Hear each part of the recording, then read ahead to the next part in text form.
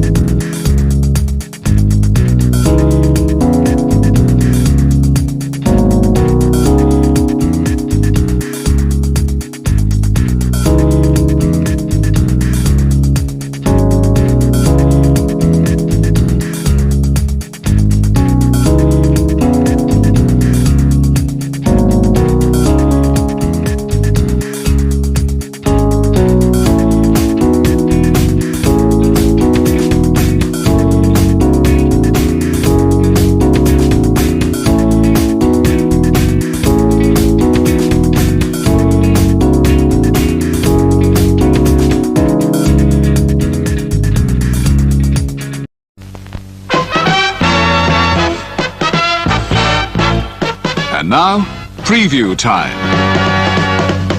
So let's take a look at what's coming your way.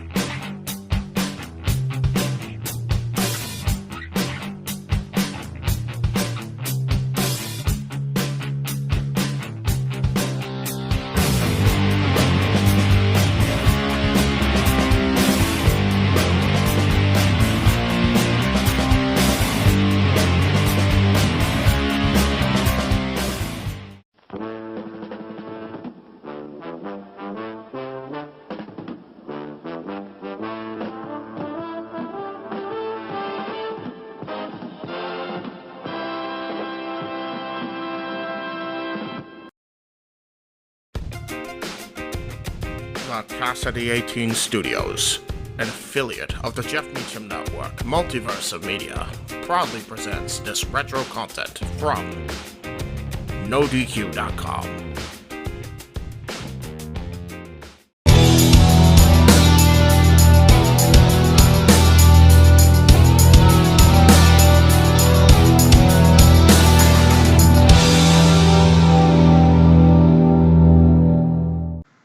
Welcome, NoDQ Galaxy. It's Virtue here for another edition of the NoDQ Review, and we are on the precipice of Money in the Bank and NXT TakeOver Weekend in Chicago for the NoDQ meetup, which Aaron Rift and myself will be there.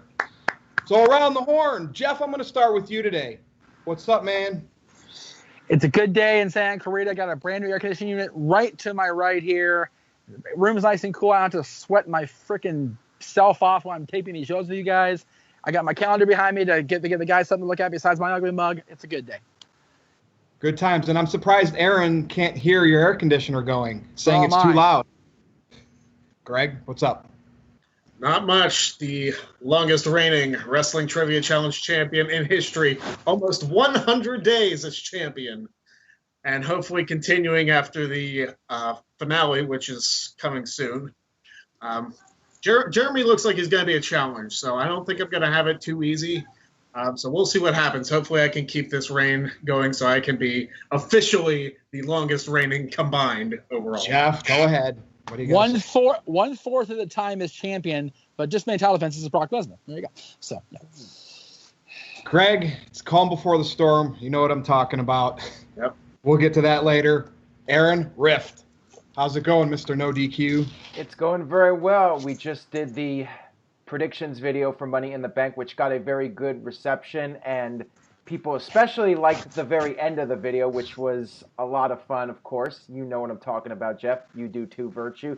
Greg, you missed out on the fun. Hopefully we have no issues today. So far, so good. So let's go ahead and get this video started. All right. Well, because we've already talked about NXT and we've already talked about Money in the Bank, I don't really want to make that the main focus of this review because I have so many other topics. But let's go around at least once. Any last thoughts heading into this weekend with TakeOver Chicago 2 and Money in the Bank? Jeff, I'll start with you. Anything that cropped up in the last 24 hours? If there isn't a solid CM Punk chant sustained for a few minutes, at least I'll be very, very surprised because he lost the fight, yes, but he lost it in his backyard. Chicago is CM Punk territory. There's got to be some sort of chant. Whether they try to squash it or not will be the story. Gotcha. Greg, I know you weren't on the predictions video, so you want to rattle off anything big? Well, I think this weekend there's going to be some major storyline either starting or continuing. I'm not sure which show. It might be both shows. They might both have something that's, oh my goodness, I can't believe that happened. I just expect something major because this is a major weekend for the WWE. Money in the Bank is basically their fifth of the big five. It's kind of like, how King of the Ring used to be, right? Would you agree to that? I would agree with that. Money in the Bank is at that level, I think. All right, Aaron, you're going to be there. So any last second thoughts that you've come about since we did the prediction videos? Well, I am a little bit concerned because Ricochet reportedly had an injury scare. I don't know if you guys saw the video or not, but he took a pretty bad spill on the floor. I'm concerned about the match now. Hopefully he's all right. Triple H did do a conference call and said he should be good to go, but I am a little bit concerned about that. I was really looking forward to, and I still am looking forward to Ricochet versus Velveteen Dream. I think that could potentially be the show stealer. That Gargano Ciampa should be excellent. The question is, will they be able to top the previous match? Those two matches will be amazing. I think Elias versus Seth Rollins will be amazing. I think the men's Money in the Bank match will be amazing. So those four matches, I'm very stoked about. Everything else, especially on the Money in the Bank pay-per-view, And that's all I got to say. Yeah. Go ahead, Richard. Go ahead. I was going to say, we're going to call it WWE Indifference 2018 after last night's show. Every match was, I don't care about this. Indifference. I don't care about this. Indifference. WWE Indifference 2018 with ladders involved. Yeah. To the Ricochet thing, I saw where it was over the top rope and he kind of did a belly dive. Gosh, you know what? That's Ricochet can handle a bump like that. I mean, you never know when they work spots like that just to create attention. And again, you never know. Sometimes we never know what's legit and what's not. Right. But if that match has extra drama because we might think he's working hurt, good move, WWE. Yep. All right, I don't really have much thoughts because I just want to go to Chicago, NoDQ meetup, and enjoy the experience, and we'll see what happens with Roman and Jinder. Yeah. The main event. All right. So I want to bring this topic up first because of the new hairdo. Constable Corbin. And Greg, you've been a big Baron Corbin supporter for a while now. So I want to start with you. First of all, I haven't looked it up yet. I'm one of the biggest Googlers there is. What's Constable? What is this role? I'm confused. I haven't wanted to know. Do you have enough info on it? Is he like Kurt Angle's apprentice? What's going on here with Corbin? Well, he's officially Stephanie McMahon's hired gun, as it were.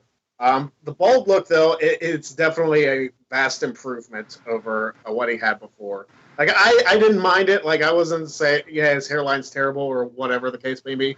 But bald Corbin looks way better, and I hope he gets a significant in-ring push because this happened.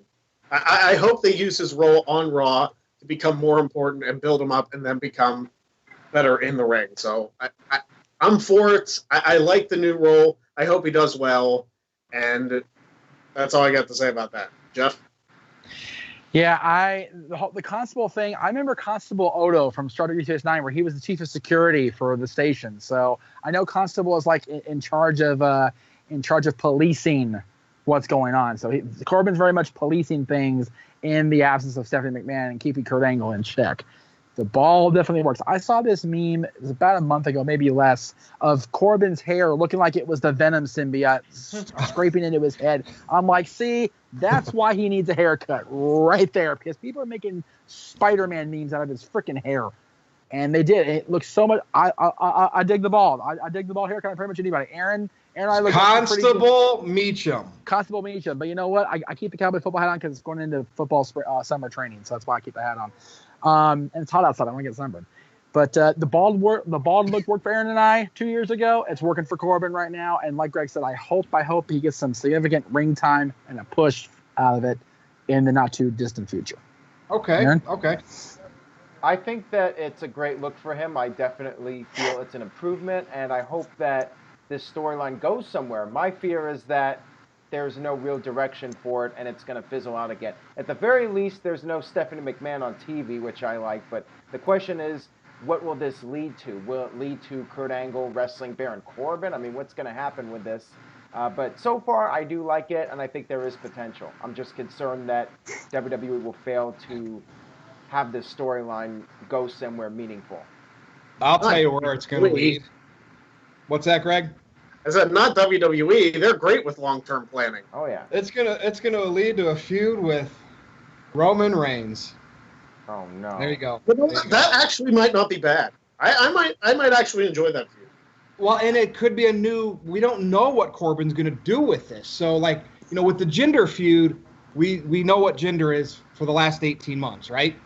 If Corbin was in this spot right now with this new gimmick, so to speak, there might be a little appeal to it. But, like, with Jinder, it's, oh, God, do we really have to see this? I mean, not me, but most of everybody else. Well, the fact is, everybody in this room and everybody watching this knows Jinder's role right now is we need somebody to make sure they won't boo Roman. Let's put the other person we can't stand in the ring. So here you go, Jinder Mahal. And you notice Monday night they were cheering for Roman when he came to the ring to face Jinder. They were cheering for him. I was like, oh, the experiment's working. Yeah, but it remains to be seen. Into Chicago. You're going into Chicago, which was right. Chicago is not going to like Roman regardless because. No. Well, could you imagine? And Greg, this just the light bulb went off. If we could go back and plant somebody today before their time, what's everybody's thought? Just topic out of the blue right here. Roman Reigns at ECW One Night Stand, or John Cena's spot. With today, like, what do you go around real quick? What do you think? Would it be even more violent than the Cena RVD one? I think if Roman Reigns was challenging or being challenged by an ECW stalwart in the Hammerstein Ballroom in 2018, there'd be a riot when he walked in, let alone if he won. There'd be a riot when he walked into the building. It would be because people disliked John Cena, the character, in 2006, but they still had the respect for him at that point. Now, not so much. They despise the Roman. They loathe the Roman character now. If he was to walk into the ECW show, there'd be so much stuff thrown at him, he'd be covered in groceries by the time he got into the ring. Well, Cena was the champ, right, and lost to RVD. So right. Say Roman was the champ, there'd be a mushroom. That whole building, the Hammerstein Ballroom, would turn into a mushroom cloud. If like today's RVD type would beat Roman in that environment. Yeah, if it was, but if you transplant the time 12 years and it's RVD in his prime against Roman now, it would be so bad. It'd be so bad. Any thoughts, Aaron or Greg? I mean, interesting stuff like that. I know you can never relive that unless we make a time machine, but right. I just wanted to say WrestleMania 34 or 33, the night after WrestleMania 33. I think that's a perfect example of how the crowd would have reacted to Roman Reigns if he was. But in that small ballroom. Hammerstein ballroom, it would have just felt even bigger because it's such. You literally could think people would jump the rail and kick his ass. Yeah. If Seth is white hot baby face, that would have been white hot heel. Instantly. Instant white hot hatred. Absolutely. Greg? Am I wrong there, Greg?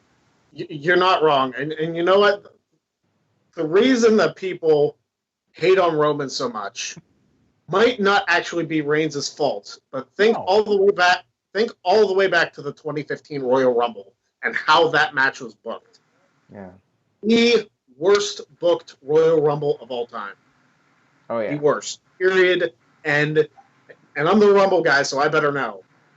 2015, you eliminate Daniel Bryan halfway through.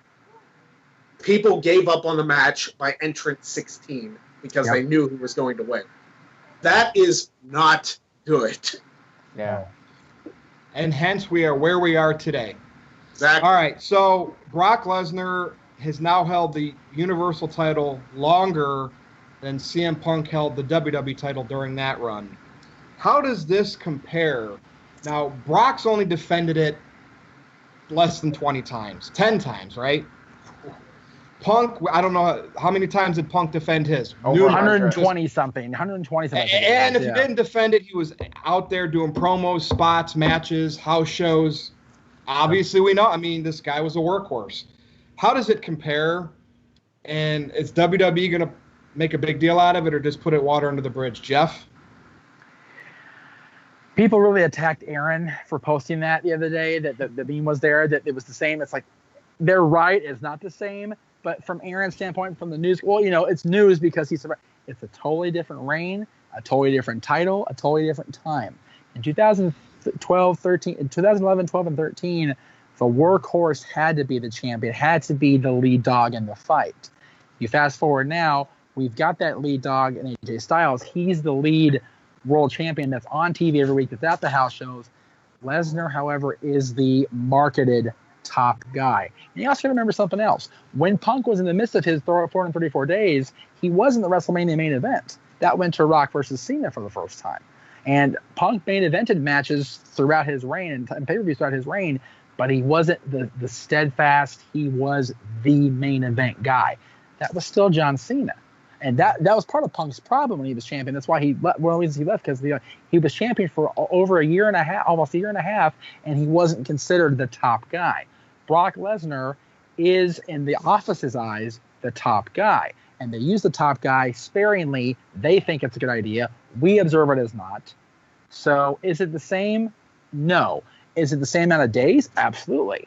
But the reigns can't be compared to each other because totally different championship, totally different time frame as champion. But Jeff. Now, Jeff, ahead, I have a quick question for you. Hold on one second, Aaron. During Punk's reign, didn't he start off as a baby and then ended up as a heel? Mm-hmm. Yep. Lesnar during this Universal title reign, what do we classify him as? Has he been just kind of a tweener the whole time? Yeah. Lesnar's the guy that you respect. And that's whether you love him or hate him, you respect the guy because he's a badass. Do you like that he's not there? No. But when he comes in, he kicks ass. So. Okay, Aaron. What was your question, Aaron? I'm sorry. My question was, who has been the longest reigning world champion of the modern era? The modern era? It's now Brock Lesnar.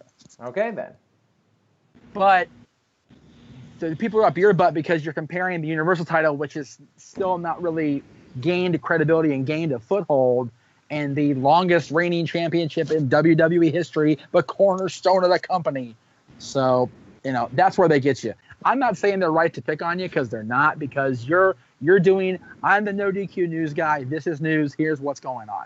People make a meme out of it and they go crazy on you and they kick you while you're down. So there you go. Well, Aaron, this is a no DQ review. We got a good fan base for this show, so let them have it. Any thoughts on this? Well, besides I think just a tweet, you and your verbal articulation. I think people have the right to be upset about this, but at the same time, it's just wrestling, and at some point you got to move on here, and it is what it is. WWE's going to do what they're going to do, and if they want to rewrite history, that's what they do. They've done it for years, and people should know this by now. And I don't know what else to say. People are going to complain, but WWE's going to keep doing whatever they feel like at this point. So I'm like, I feel like people should have a voice and the things that they say should matter, but the reality is they don't. And I don't know what else to say about it. I mean, they're different titles. I know when you say world, but I mean, let's be honest, they are different titles. The WWE Championship has that history. Right. So, but when Ric Flair, when you doesn't. look at Ric Flair's 16 title reigns, they're not all NWA/WCW. There are a lot of WWE reigns too. No, but if you take the main ones of those title reigns, there's ones that meant a lot more than others. So therefore, I could say Punk's title reign will always mean more than Lesnar's because of the history of the WWE Championship. But also, when CM Punk was champion, he wasn't even in the main event. At least Brock Lesnar is in the main events when he's defending the title. Brock Lesnar is the world champion in the vein of Hulk Hogan. CM Punk's world champion in the vein of Shawn Michaels, Bret Hart, the workhorse working every night, twice on Sunday. But even Shawn and Bret were in the main events. I mean, CM Punk's title defenses, unless he was against Cena or Rock, he wasn't in the main event. Yeah, well, and a lot of that's why that stewed under why he's gone now, because he didn't want to deal with it. Because he was down for the whole time he was champion. He was. If you watch his DVD, and I've watched it several times since he left, he felt completely disrespected right up until the moment he re-signed with WWE at the Money in the Bank time, the period of 2011, because he was world champion twice, and it was like, okay, well, yeah, but you're not really the champion. Even when he won the big championship more than once, he still was not the guy. Right. And it sucks. Yeah. Greg, it looks like you're ready to do a pipe bomb here. No? To quote Jeff Meacham, here's the thing. Brock Lesnar's WWE Championship reign, his one where he beat Cena at SummerSlam and lasted until WrestleMania 31. People did not complain about that reign as much because Lesnar was putting on solid matches. Yep. With John Cena, with Cena and Rollins, and even with Roman, because that match was actually pretty solid before Rollins came in and cashed in. So Brock Lesnar's run from 2014 to 2015, especially coming off beating The Undertaker at WrestleMania, he really was the guy. For the Universal title, the last good match that Lesnar put on was at SummerSlam, and he wasn't in half of it, if you remember correctly. Yep. So this reign, I don't think is comparable because the match quality isn't there. If the match quality was there of Brock Lesnar circa 2014, 2015, I'm not even thinking like 2002, 2003. I'm thinking just a couple years ago. Match quality was up there. If he was putting on like 20-minute clinics with Strowman and Reigns and Joe and stuff like that, and the matches were great, people wouldn't complain about it as much. But they're 6-7 minute squash matches essentially for the Universal title. And the one with Reigns kind of dragged on too long because he kicked out of 75 F5s. It's like, what do you do? You got to have the match quality, and you got to have the matches people want to see. That's why people are complaining about Lesnar being champion as long as he has been. And plus, you don't really have any storyline development for the most part because the champion's not there. Yep. Well, that was the case with his WWE title reign too. But the storylines were able to progress without him, and when Lesnar did return, it was more impactful, and he put on good matches. That's what I'm saying. Put on good matches when he was supposed to. He went 15, 20 minutes at a time. I'll get to you, Jeff. No, that's okay. But actually, go ahead now. I want to know what you were going to say. Well, I was going to say the problem is his most prolific feud as Universal Champion was from a guy that said, "You're never here all the time. Why should I bother with you?" It's like, okay, well, if you don't bother with him, why should we bother with him? That's true. Greg, did you have any other thoughts? There is one thought I have. The Universal Championship has basically been a cursed championship since its inception. The only good champion that title has had is Kevin Owens. Yes. Because Kevin Owens was there every week. I mean, Finn Balor, it's really unfair for him because he got injured the same night he won it. Yep. But Kevin Owens has been the long-standing, full-time champion that the Universal Championship really deserved.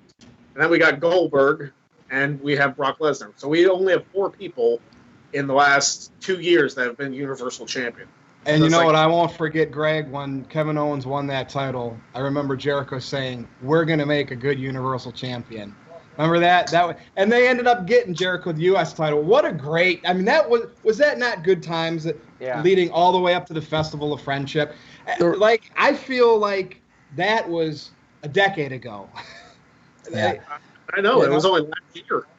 Gosh. The run of Jericho and Owens, it was the best, man. It was Man. so good, so good. Yeah, it was. Well, you Good know, times. my thoughts during Punk's title reign and why I feel it was more special because he did have that mic time. Do you guys remember a promo? I'm not sure where it lied in that title reign, but we all talk about the pipe bomb in Las Vegas. Jeff, you were there from 2011. Do you remember this one? I want to say it was in November of this title reign, and the first, I think it was the first November. Survivor Series time. Well, it was when he had the yellow shirt on. He was it's where he ended up facing McMahon in the main event of Raw. They did that whole angle, and he commanded respect. He said, "Before I was just a spoke on the wheel. Now I am the wheel." Does anybody remember that promo? Yeah, that was after. the- Yeah. He'd already turned for half a year by then. That was toward the end of his run. He was going into Survivor Series 2012 when he was facing Skippy Flyback. Ryback, Yeah. thank you. Couldn't think of his name. Skippy Flyback, that's how I go. And that's when the Shield debuted. Going into that, he had the McMahon feud as kind of like a side thing, and he cut this scathing promo on Vince. It was so good. And he hit the fan, too, in the crowd. He did. Yeah, he hit the fan. I remember that. Smack Vince hard, dude. I mean, again, it's always going to be better because it was the WWE Championship, and then they allowed more storytelling, in my opinion. So let's move on. Let's go to Hollywood. So I'm going to rattle off some Hollywood actors from wrestling. Everybody knows Hogan. He came back to wrestle, he went to WCW and he created Hollywood Hogan because of his movies. I wouldn't say they were hot movies, but I mean, what did we have? We had No Holds Barred. He was in Rocky. Yeah, Rocky. Thunder in Paradise was a TV series or a movie. Santa with Both. It was both. Santa with Muscles. You had Assault on Devil's Island, brother. Piper had his stint in Hollywood. Stone Cold landed in some movies. And then we had The Rock. And The Rock became the biggest movie star in the world with the biggest box office. He has some bombs, yes, but I mean, he lands in roles like The Fate and the Furious, The Fast and the Furious, and these are billion-dollar blockbusters. Yep. Batista's doing well for himself. James Bond, Guardians of the Galaxy, Avengers. John Cena. Now, recently, Aaron, because the news, it broke out. Well, it didn't break on NoDQ.com. That's where I saw it. Maybe it did break on NoDQ. He's going to be in a movie with Jackie Chan, taking the place of Sylvester Stallone. Yep. So I want to know everyone's thoughts. Where do you think Cena will land in Hollywood? Is he going to be? Can he get up to the Rock level? Will it? Batista's close. I mean, he's not the mega blockbuster guy like Rock, or is he going to be more of like a Hogan or, just a few here and there? Aaron, I will start with you. Where is John Cena's Hollywood career possibly going? Well, I think it's already better than Hogan's. I think he's already had more successful movies under his belt than Hogan. So I think Cena has a good chance of getting fairly close to The Rock. But The Rock has really reached a level that I don't know if anybody that could possibly get to that level. Cena might come close, though. I think if Cena wants to do acting 5-10 years from now, it might just take one big role, and he could be the guy in Hollywood. I mean, he's got the look for it. He's got the personality for it. I definitely feel he has a realistic chance of making it big. And Rocky, by the way, was a big deal for Hogan. But, yeah, after that, it was kind of all. Now, John Cena is going to be in, I saw the trailer for the next Transformers movie. It's actually just called Bumblebee. Different director, different direction. Starscream's back for all you Transformer nerds. Cena looks like he's some military-type guy. I'm actually excited to see it. So, Greg, what's your thoughts on these Hollywood, wrestlers gone Hollywood? I think it's ironic that Hogan didn't really make it in Hollywood when you think of '96. And Suburban Commando, also featuring The Undertaker. Don't forget that. With the high voice and everything. Yeah.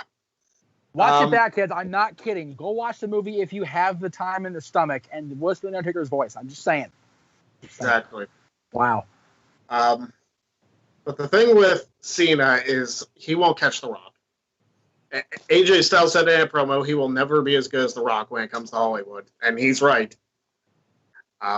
Cena, I think he might have a couple good movies. I don't think he'll even reach Batista level, to be honest. I think he's going to be in like the mid-level tier. It's like, okay, Cena's in this. That's kind of cool. But he's not going to be like, oh, John Cena's in this. We got to see it. It's not going to be that level. I mean, like the Bumblebees of the world.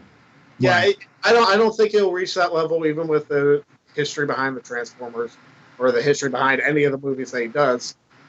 Just because I don't think Cena's honestly as good of an actor as Batista or The Rock. Good points. Good points. Jeff, did I miss anybody too? I mean, I know we mentioned Piper. They Live will always live in just as pure greatness. I believe that was that John Carpenter, Aaron? John Carpenter, who John Carpenter in scary movies. God, jeez. Halloween coming out this year again. Just saying. Yep. And he has his name on it at least. And you know what? 40 years of that movie, and people are still like, "Oh my God, I can't wait! I can't wait!" That's.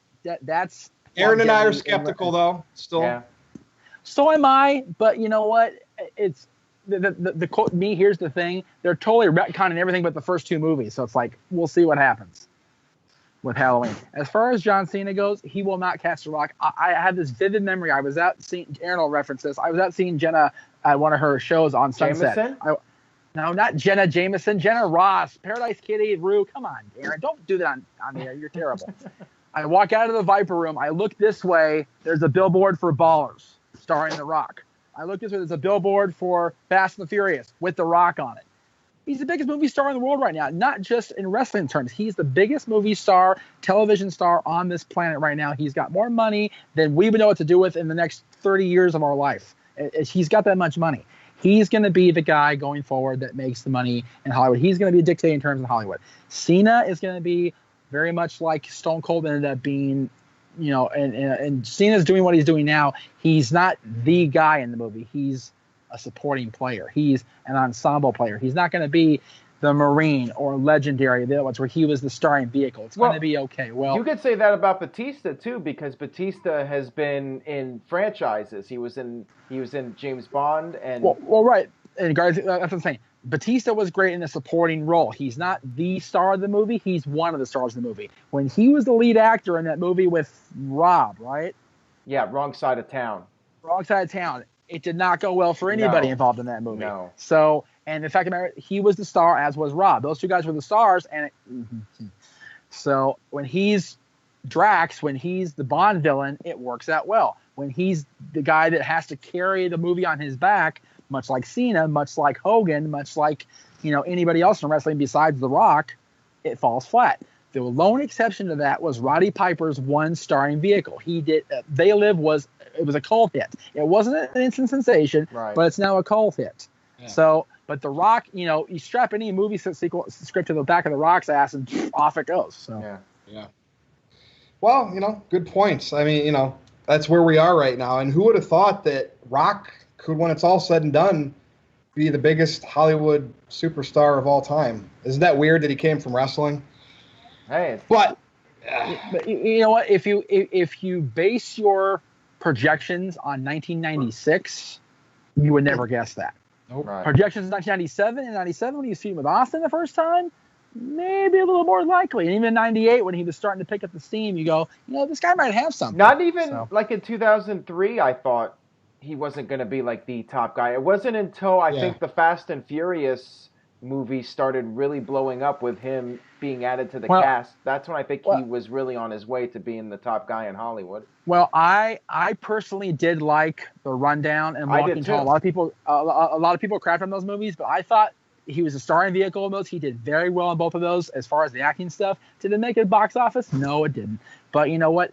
Him getting his foot in the door with the Mummy Returns cameo and then Scorpion King, which was what it was, but it was still a starring vehicle and got his name out there.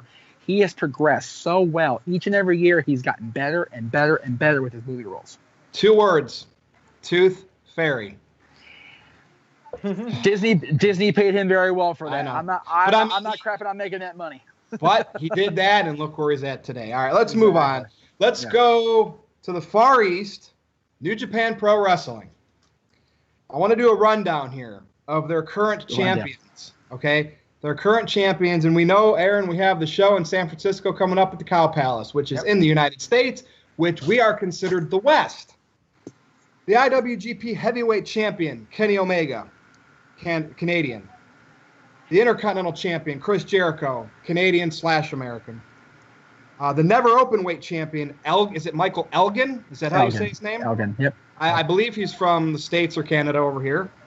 The U.S. Champion, Jay White, from North America. The Tag Champions, the Young Bucks. From SoCal. Then there's the six-man Tag Champions, which is the Young Bucks with Marty Scurll, who's British. I think they're junior heavyweight champions, Takahashi or one of those guys, but is it just me, or are they realizing that the West sells and they're trying to capitalize on the Western stars, trying to make New Japan a household name over here in the States? Is it just coincidence of that lineup I just read off? Aaron, I'll start with you. Yeah. Or do you think New Japan's realizing they got to sell to the West? Well, I think New Japan's definitely trying to sell some tickets for that San Francisco show, which as of today, when we're doing this video, they still haven't been moving tickets since the initial 4,500 tickets were sold for the event. They still have about half of the seats left for that show. And Mr. Tito was arguing with a certain wrestling journalist about that, and that was quite entertaining. But yeah, I think New Japan's... Yeah, I don't know either one of those guys, but anyway. FTM. That's all I have to say. Oh, all right. Well, I'm not going there. I'm just saying that New Japan's trying to expand into the U.S. and there's been talk, with Madison Square Garden possibly running Ring of Honor next year. Who knows? We might see New Japan try to make a play for Ring of Honor, or Madison Square Garden. Maybe even do a joint show with Ring of Honor and try to fill that building up just to stick it to WWE. So yeah. I do not think it's a coincidence that we have all these Westerners as champion. What do you think, Jeff? Well, I was going to let Greg go. That's fine. The fact is, the main event for the Cow Palace is now Kenny versus Cody for the IWGP Heavyweight Championship. That's a Canadian versus an American in the West, in the Western Hemisphere. That does not speak coincidence to me at all. It's definitely a plan by New Japan to go, okay, we have a huge show coming up in the United States. The American fans, they're fans of our guys, but they can't even say their names, let alone know who they are. So let's put it on Kenny Omega, Cody Rhodes. Let's put it on these guys. And Chris Jericho, baby. Chris Jericho, exactly. Chris Jericho is the only guy that I know of to hold both Intercontinental Championships. I could be wrong there, but I'm pretty sure I got that pegged. So Jericho, and he had the United States Championship too. Jay White, exactly, and and Jay White he beat Kenny Omega for that championship, which is a huge deal in New Japan. So it's a stacked card, Western guys wise. So it should lead to good things in New Japan. But like you said, Aaron, they're not moving tickets. They got to do something to move tickets. If you don't move tickets, you don't sell tickets. You don't sell tickets, you don't get money. You don't get money, you don't come back. Yeah, I'm a little intrigued because Jericho recently said that he turned down an offer to do not only the Cow Palace show but also the Long Beach show from a couple of months ago, and I think they need Jericho if they're going to fill that building up. I don't know if they can do it without him, but apparently he wants to stay loyal to Vince. He doesn't want to work a independent or New Japan show in the United States. So yeah, I'm a little intrigued by that, I gotta say. Greg, what do you think? Am I wrong in saying that they need Jericho to fill the Cow Palace at this point?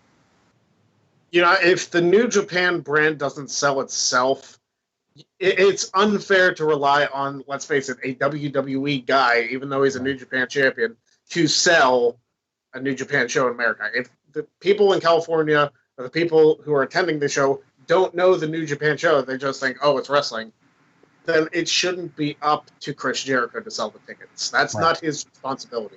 If it was his responsibility, they would have put the heavyweight championship on him and not the Intercontinental if they wanted him to sell the shows.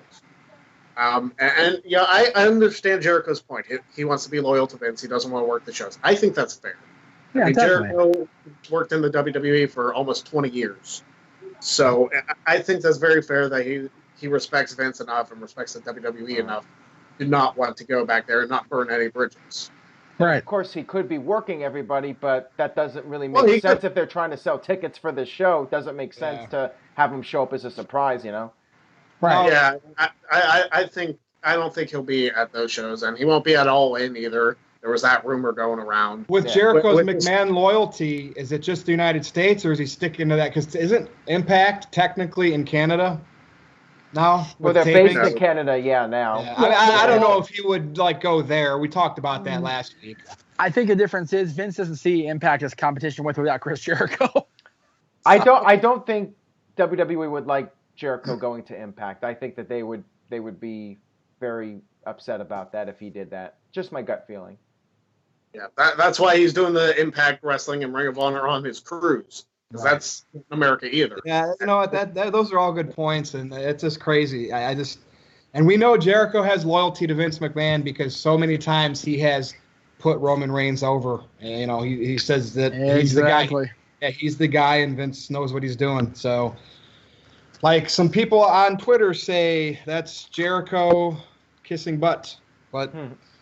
And he's not the only one that said that. That works with WWE. All right, let's move on to the semi-main event, I suppose. So CM Punk lost 30-24, I believe. That's unanimous decision, I think so. Yep, it is. Yep. At UFC 225 to Mike Jackson.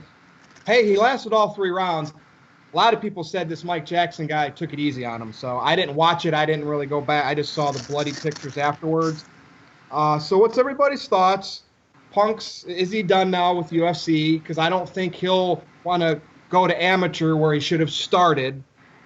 So UFC banked on him twice. He made a lot of money, got some extra eyeballs on UFC, but the results weren't very flattering. Now, with that said, I went on record.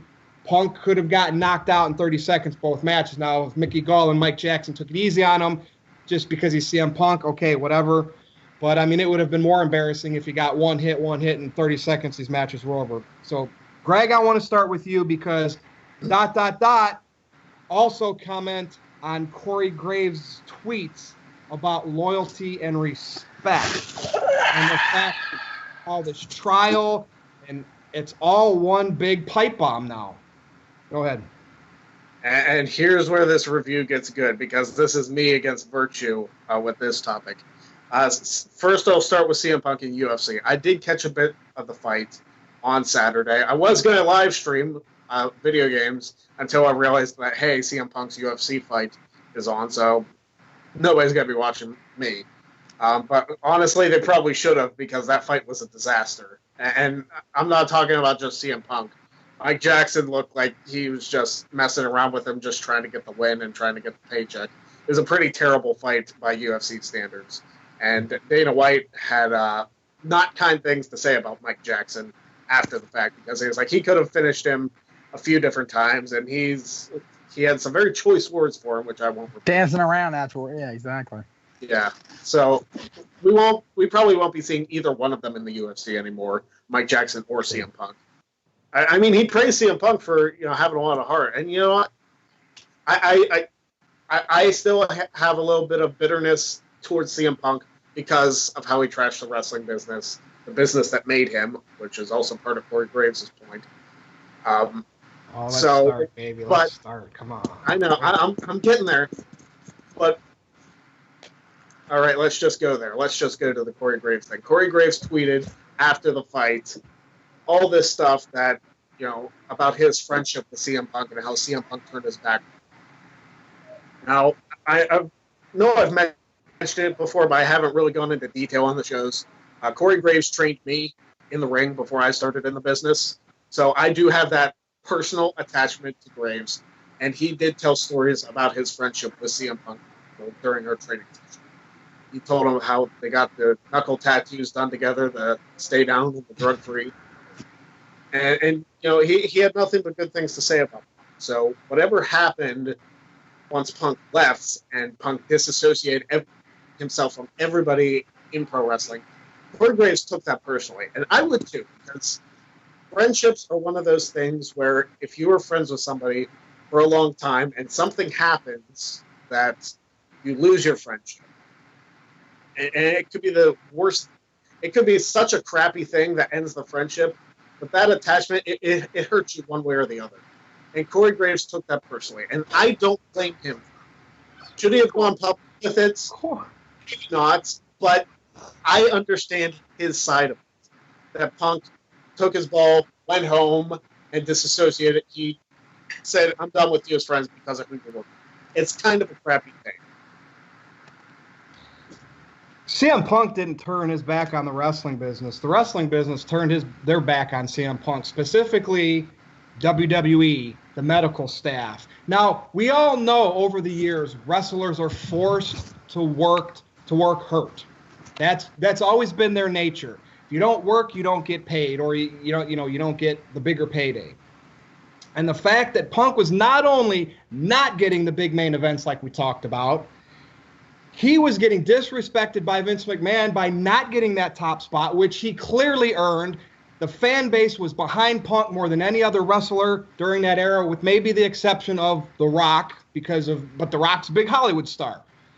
And the fact that he had all these issues, he crapped his pants in the ring, and he walked. He took his ball and he went home. You know what? A lot of guys supposedly have done that before. Austin, you could say Ultimate Warrior, maybe that was more of a firing. Shawn Michaels had his stints, but yet they all came back and everybody rejoiced. But now with CM Punk, he goes out and he's put on blast because he cuts this podcast, which I think was brilliant, with Colt Cabana. It was the truth, right? And how many people did he bury on it besides the doctor? Maybe a lot. The thing is, with Corey Graves, Greg, sometimes I don't buy what he says because I see him as the biggest troll announcer I've ever seen.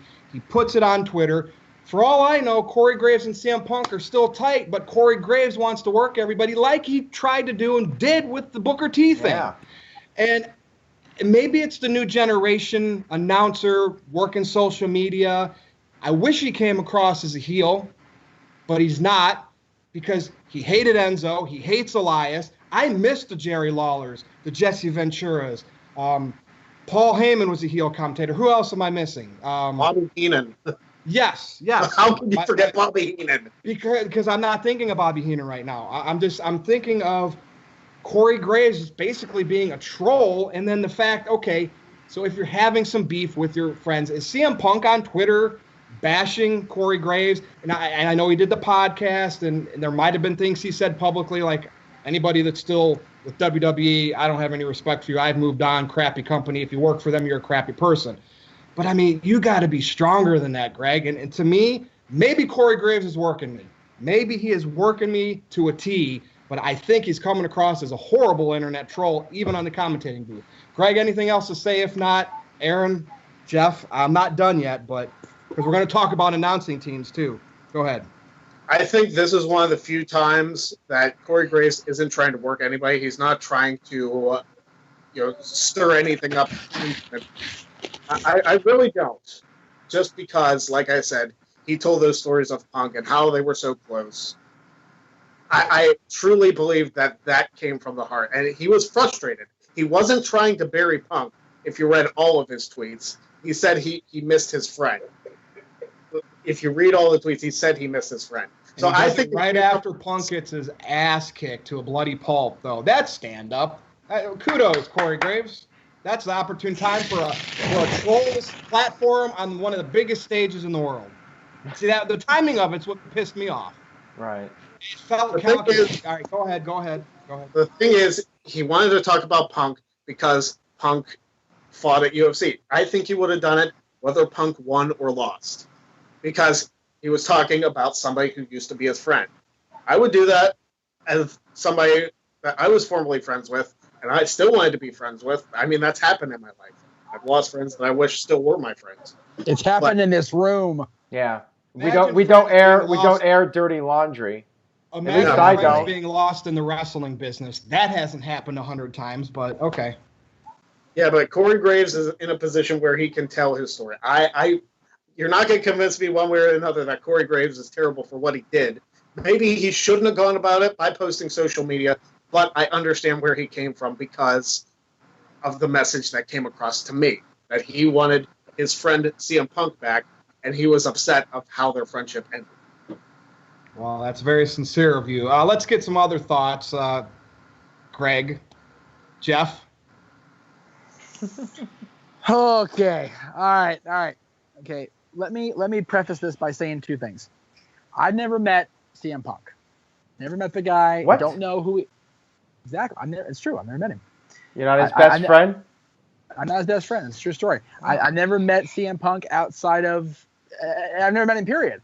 All I know is how he interacted with a family member of mine. He met my dad at the NHL All-Star Game last year, and he was gracious. He called my dad sir. He was respectful. He signed an autograph for me to give to me when my dad came home from the game, and he was cool.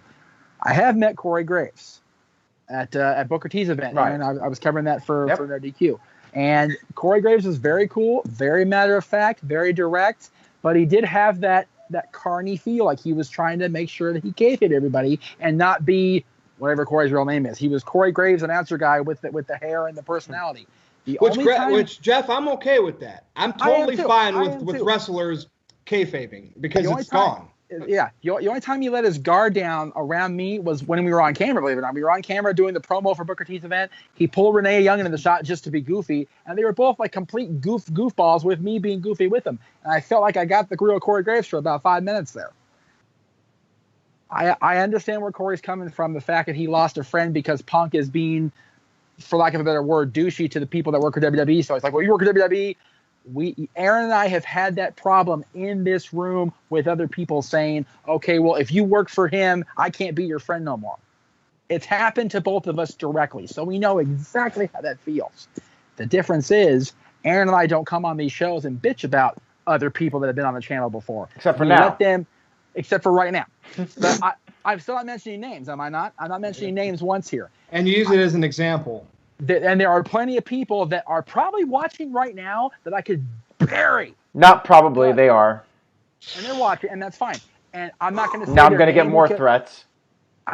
That's fine. I'm not going to say their name because all that does is give them credibility and give them notoriety. Corey Graves ragging on CM Punk does nothing for Corey Graves fans. It gives CM Punk fans and people that, oh, well, he's picking on Punk. It's like, you know what? Punk left first.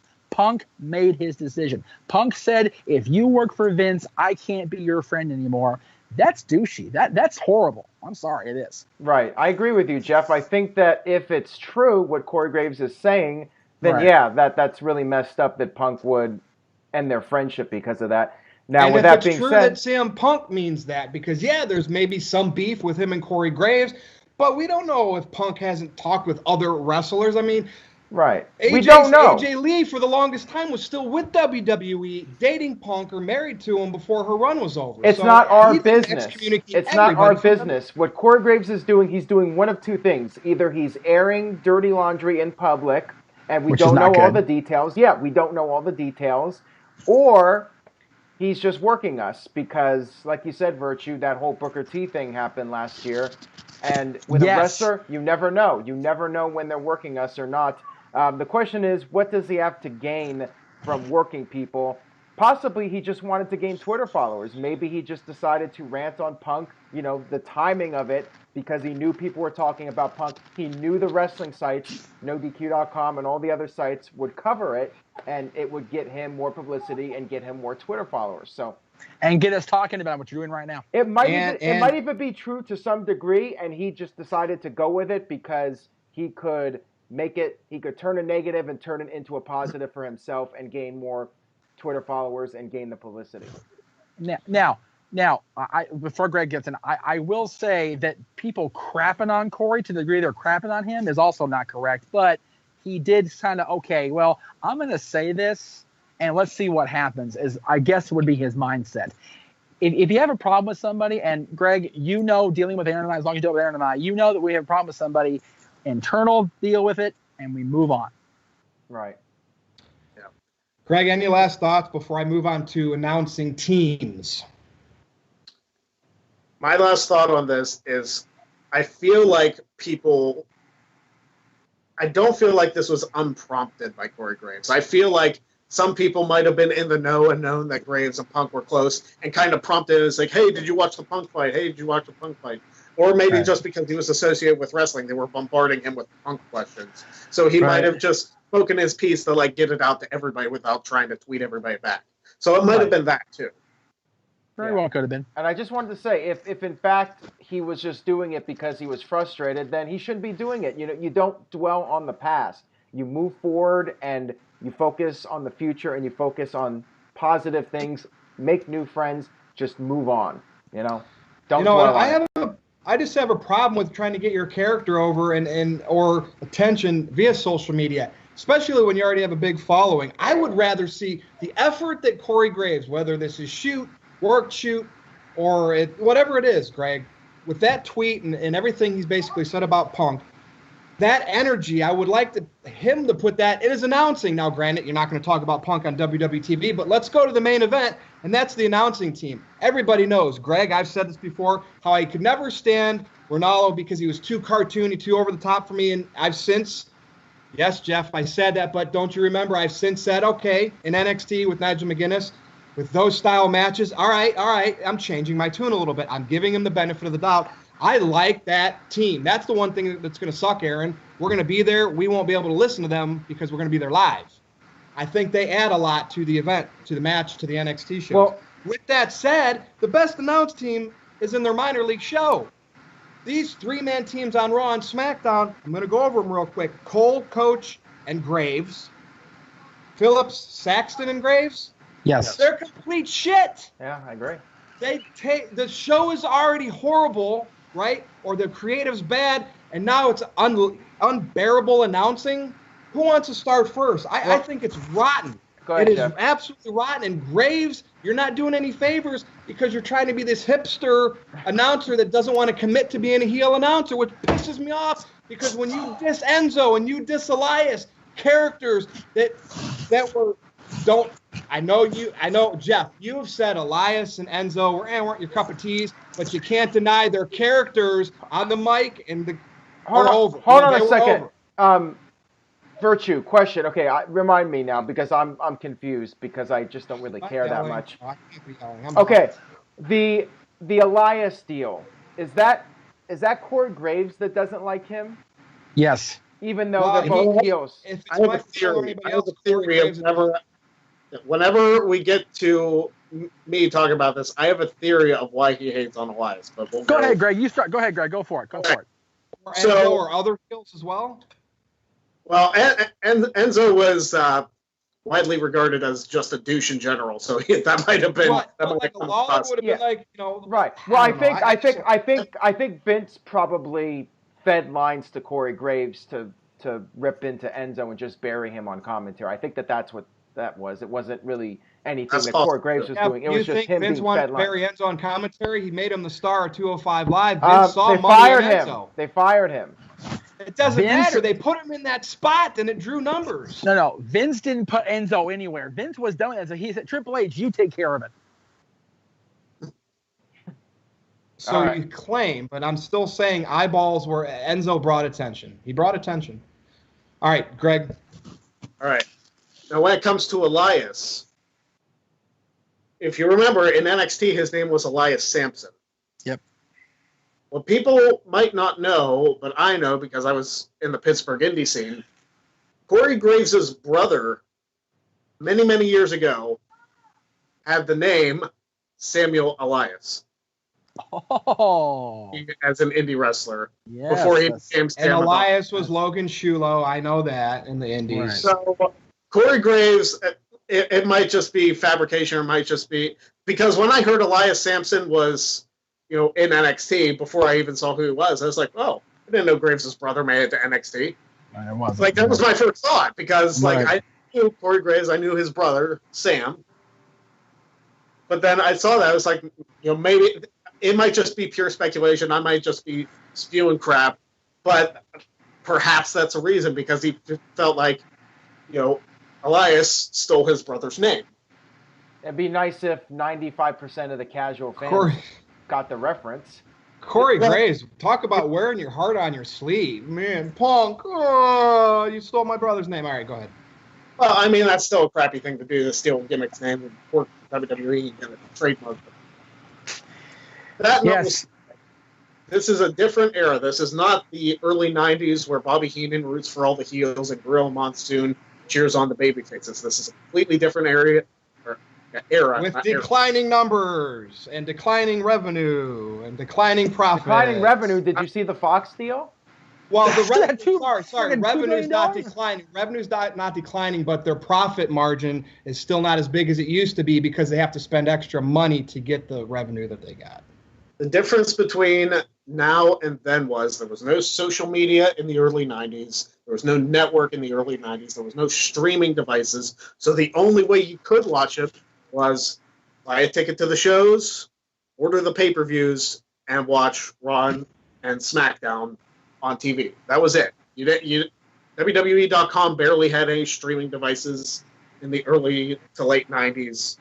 The only way you could watch it was to actually watch the shows. You couldn't get the clips on YouTube the next day because YouTube didn't even exist till the mid-2000s.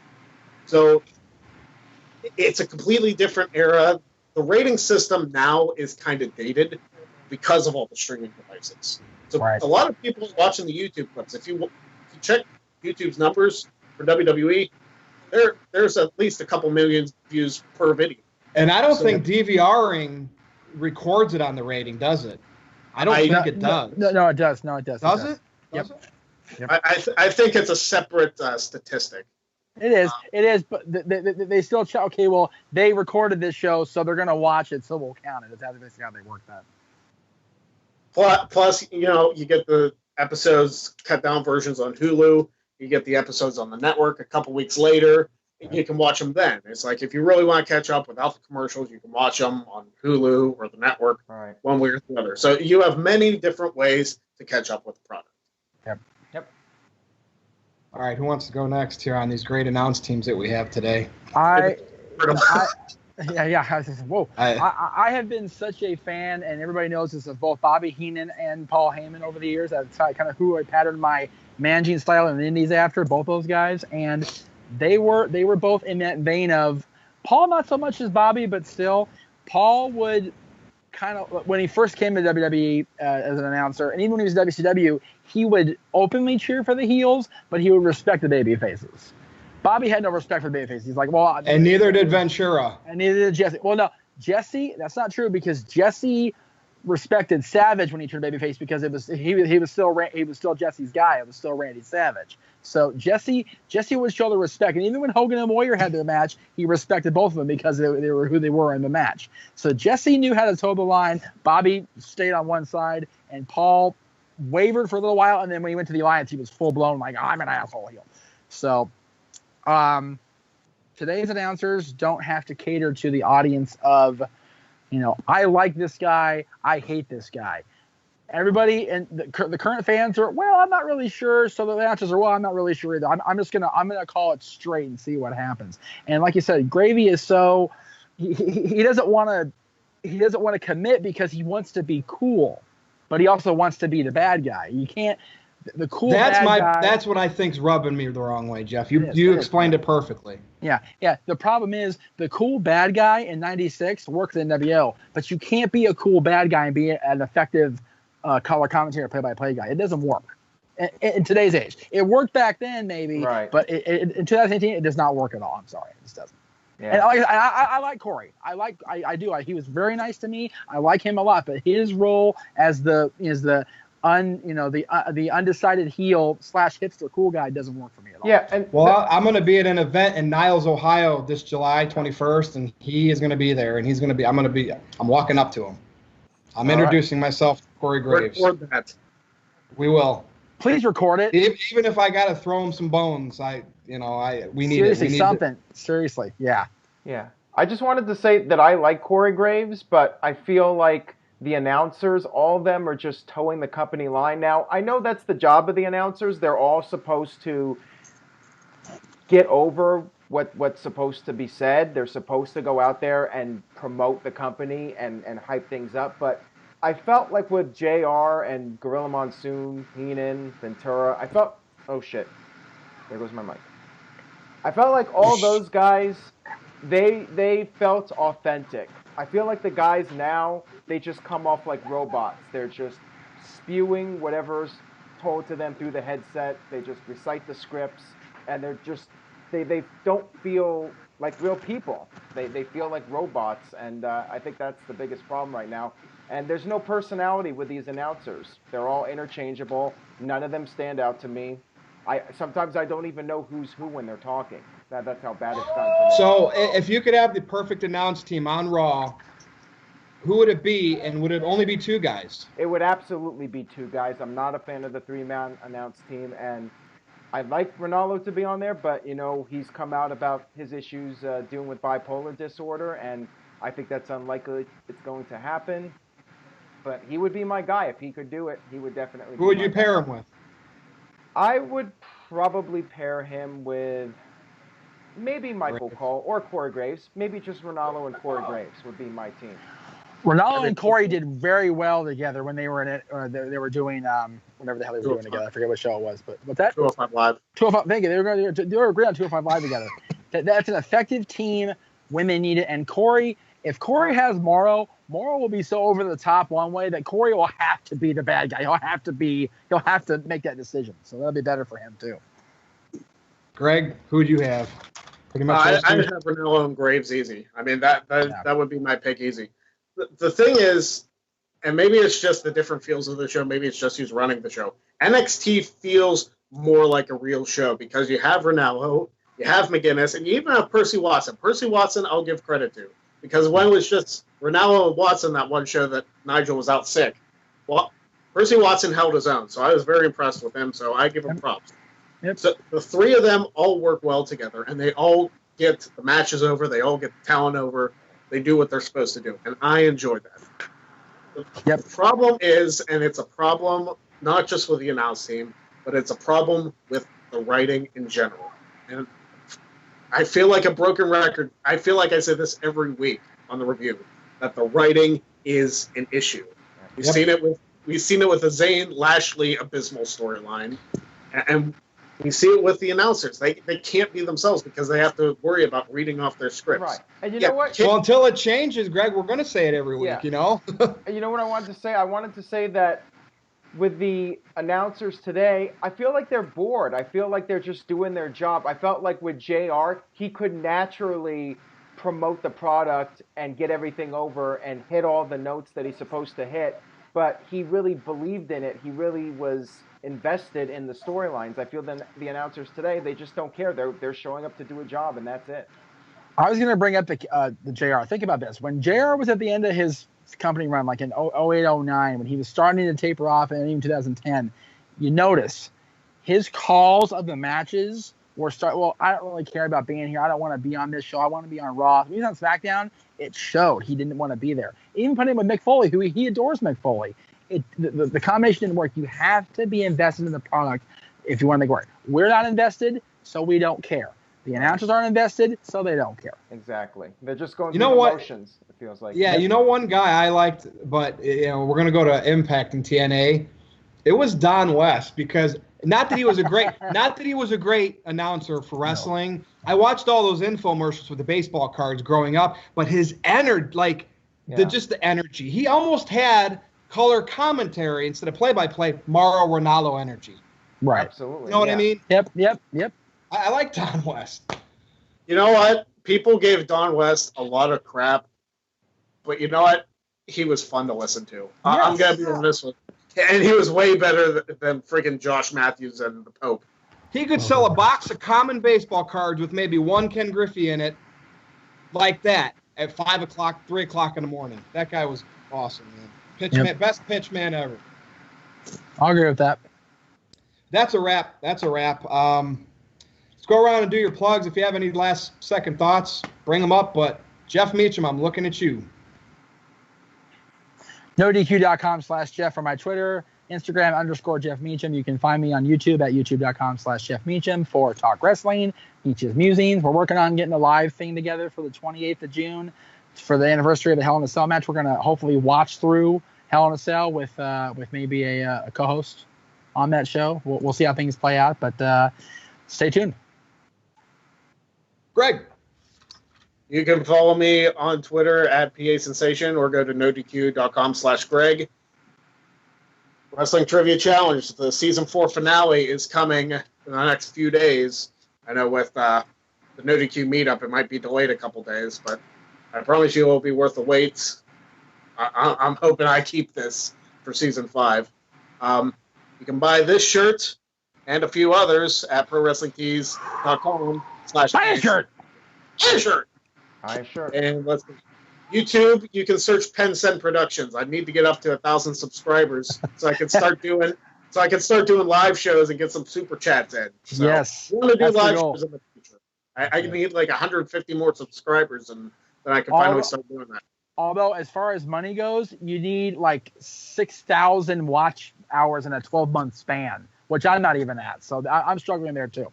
Well, I'm still the super chat champion because one Chris Mace donated $100 to ban me off. Actually, YouTube Eddie, page. this past week he topped that with 101. Oh, nice. There you go. And I wasn't even in there. Speaking of Chris Mays, he challenged me if I happen to retain. He challenged me to a non-title match, and he said he'd give me $100 if I won. Chris if Mays? he got the title. If you set it up, or if somebody sets it up, I'd be down to do it. So I like donated it. that $101. His name was Eddie. Oh, did he say, hey, this is for Virtue's NXT ticket or Money in the Bank ticket? I'm just kidding. Aaron Rift. Cow Go Palace ahead. ticket. Go ahead. What do you got, man? Well, of course, subscribe to this channel because this weekend, myself, Virtue, and Stephen Osborne will be in Chicago for Money in the Bank weekend festivities. We will be doing a live video for post NXT as well as post Money in the Bank. And we will hopefully be recording some videos, which I like to call the Great No DQ Debate, where you guys can send us topics. Do that now in the comment section or on NoDQ.com. Shoot us some ideas for topics for the Great No DQ Debate. Anything you would like to see us argue about. The three of us are going to record some videos in Chicago. And stay tuned to NoDQ.com for the very latest. That's all I got. All right. That's a wrap. Follow me on Twitter at NoDQ_Virtue. You'll get all my information there. Here we go. We're heading into NXT and Money in the Bank weekend. So that's a wrap. For Jeff Meacham, for Greg Cherry, for Aaron Rift, I am Virtue. See you next time.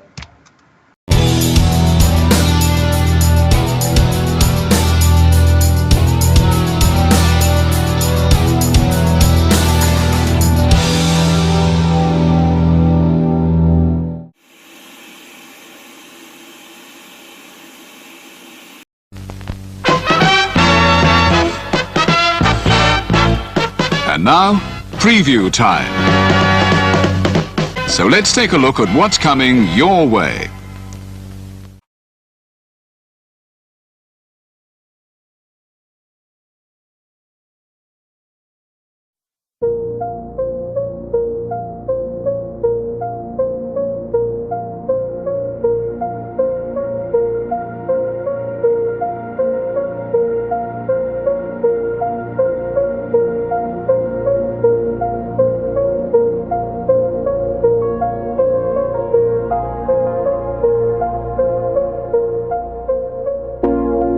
It's out of my hands,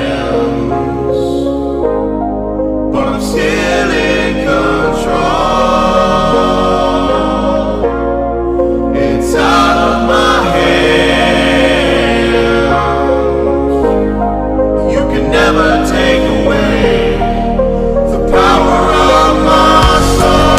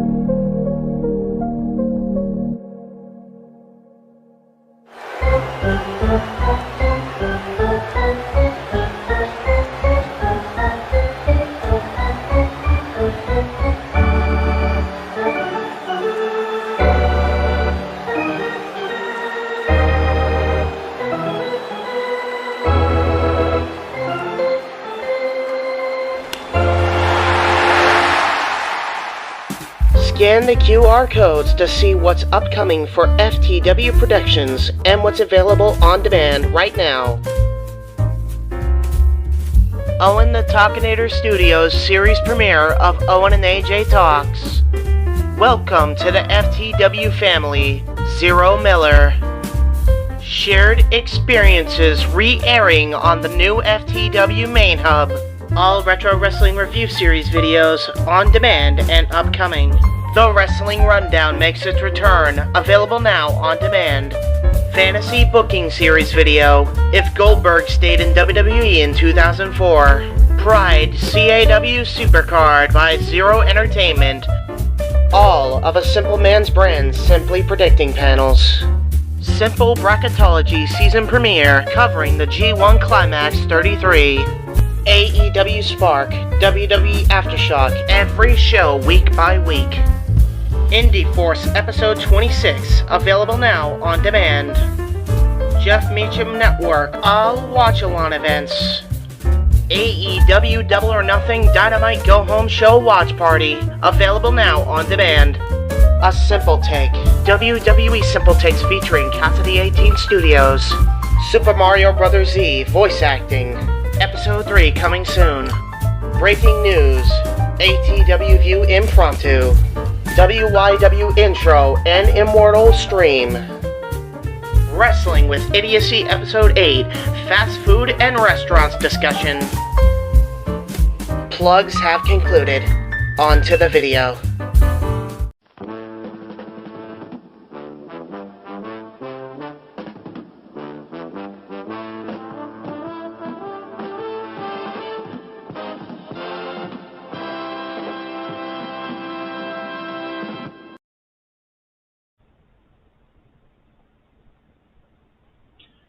And we're live!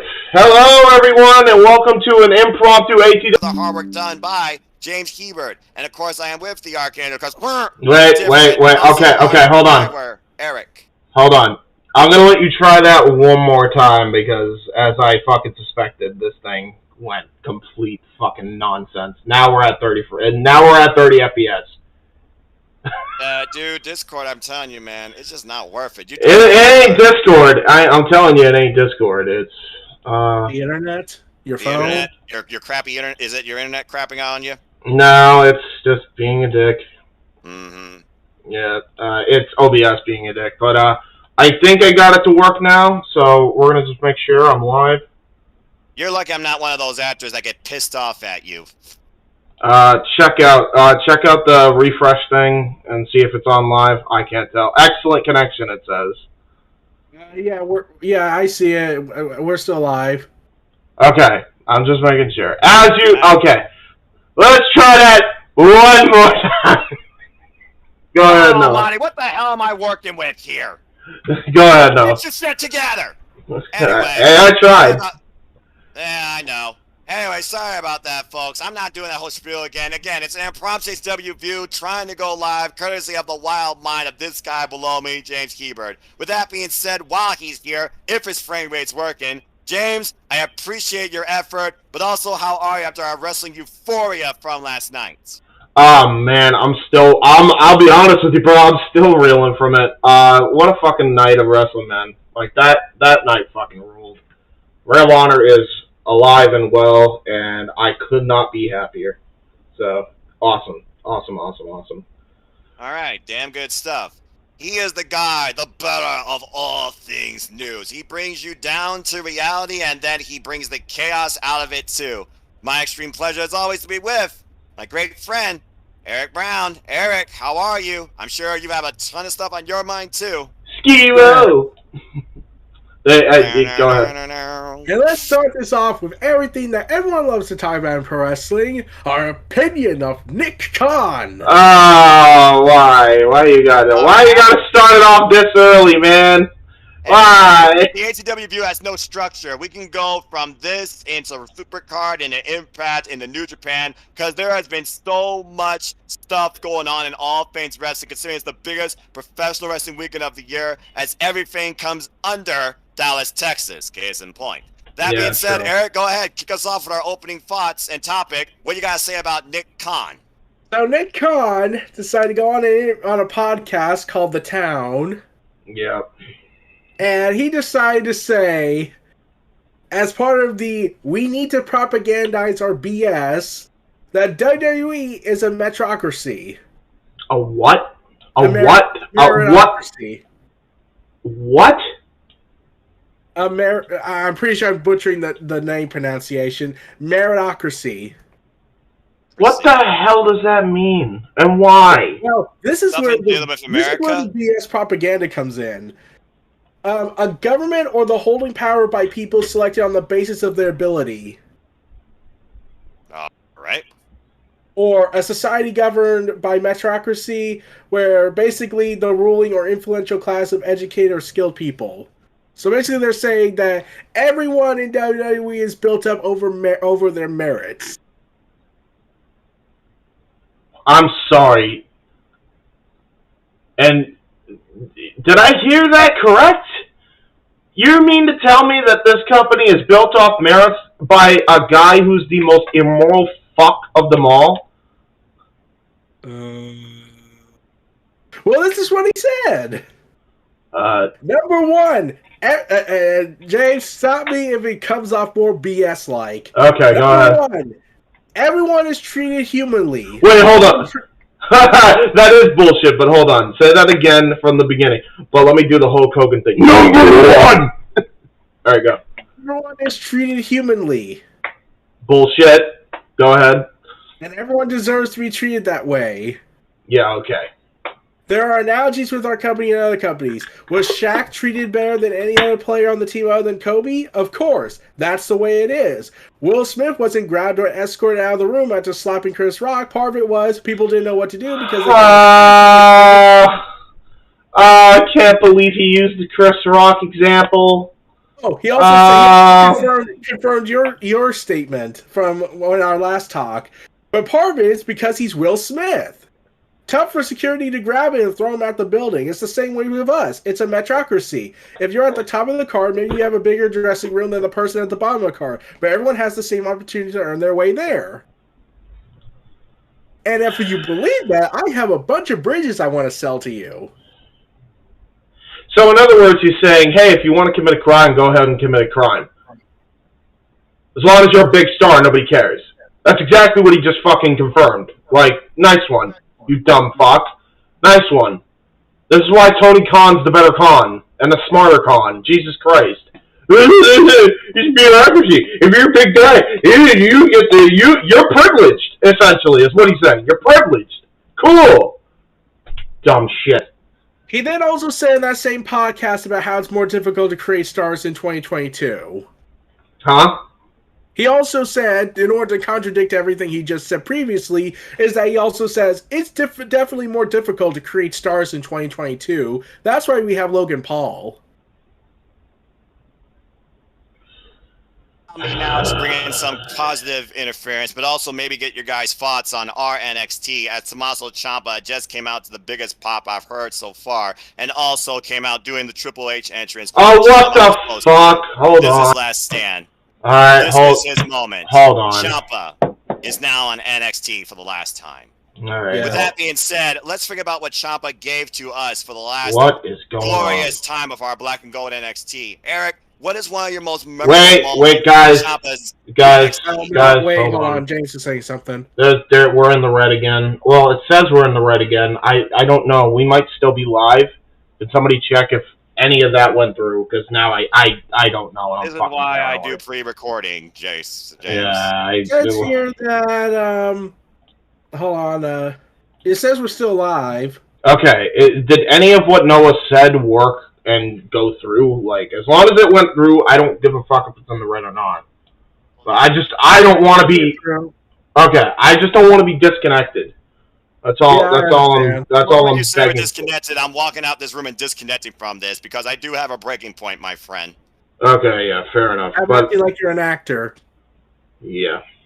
Well, again, I do have a breaking point. As long, Eric, as long as everything looks like it's going through and we can be heard. In fact, you know what? We have a moderator in the stream. I'm not going to worry about it too much. Hey, King, Martin, if you could see our stream, let me know in the fucking chat. If it sounds like we're lagging, you need to let me know, because you're literally my only source, and I'm going to just try to ignore this fucking red thing on my screen at this point.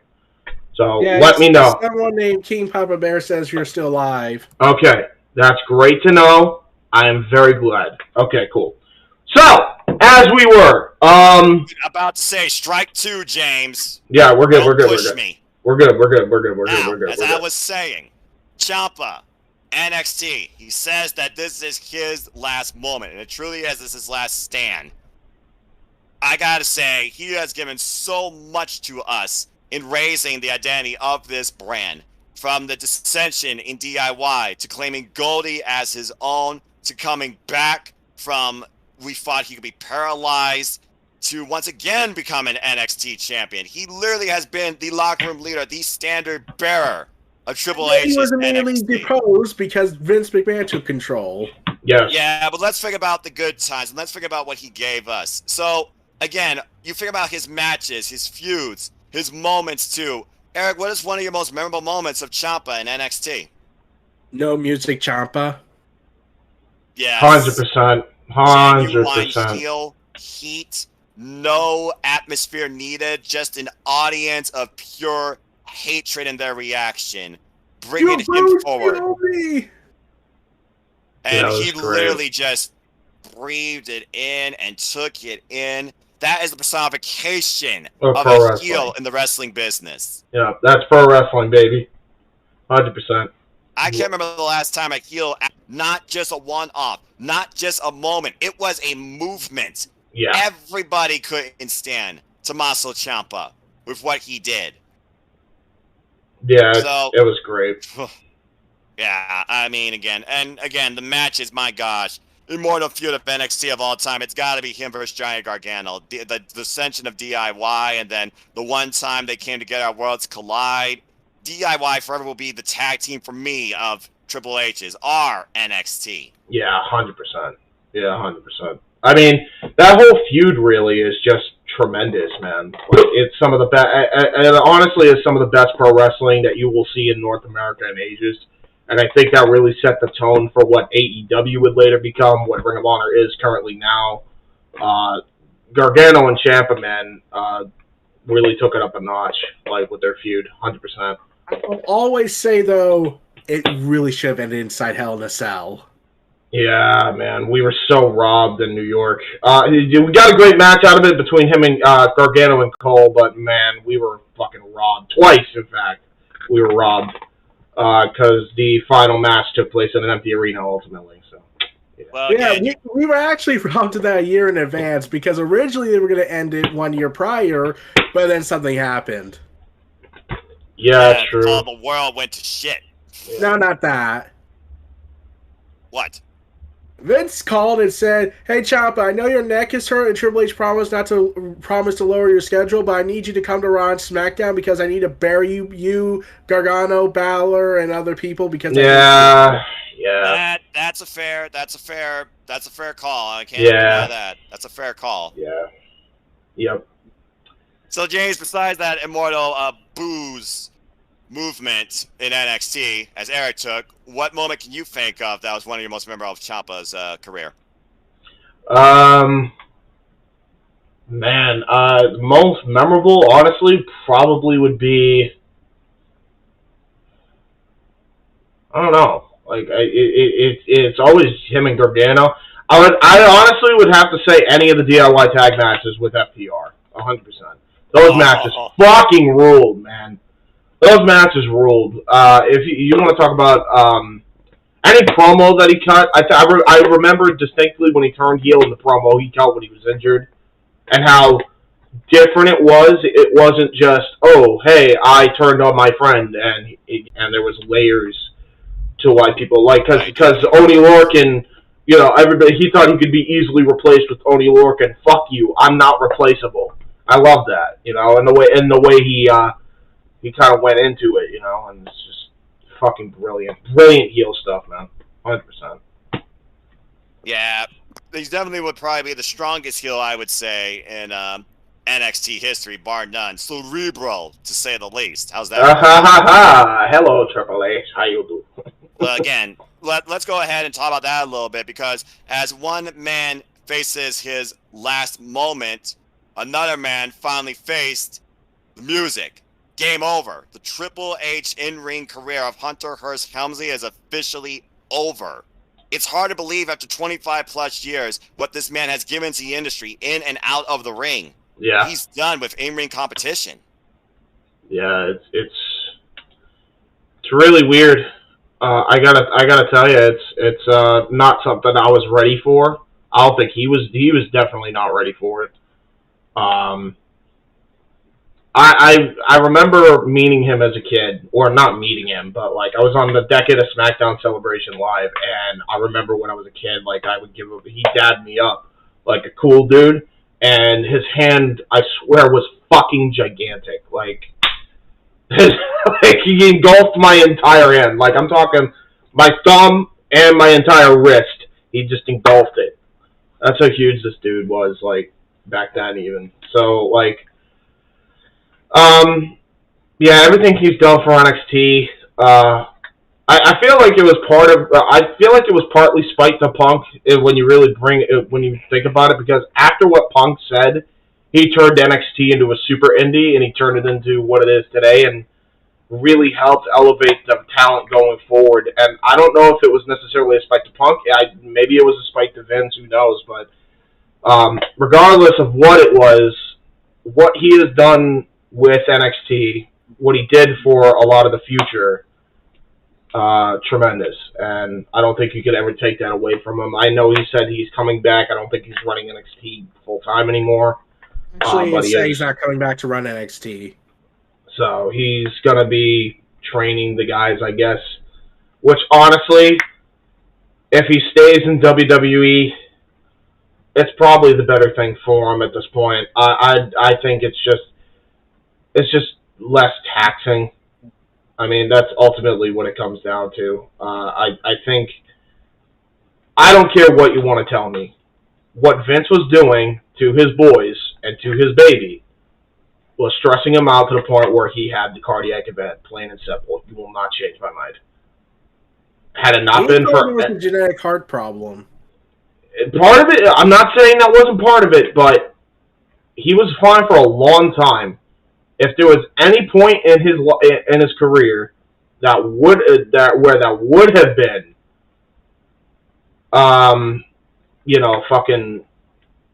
if there was any point in time where he would have had a cardiac event, it would have been in 2000. That dude was, let's not kid ourselves, roided to the gills, and he wasn't. It took all the way up until now. There's no way you can't convince me that was a huge part of what happened.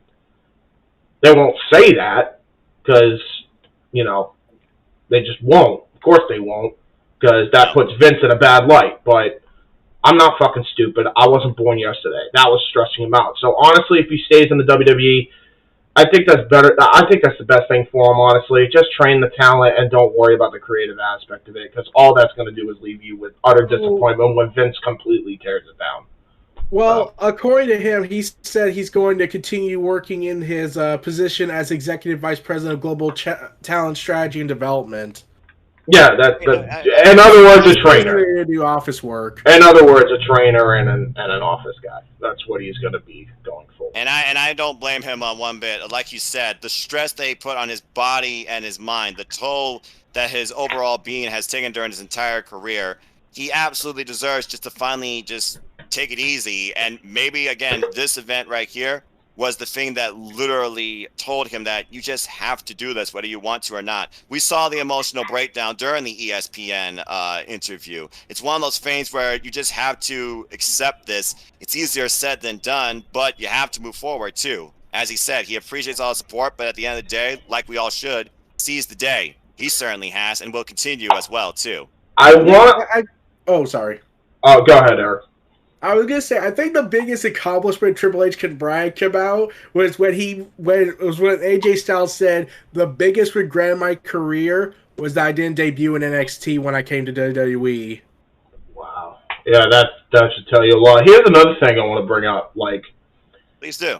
just because Triple H is in this role now, plans can and have with many people, especially that have been in the WWE, changed. Hi, King, by the way.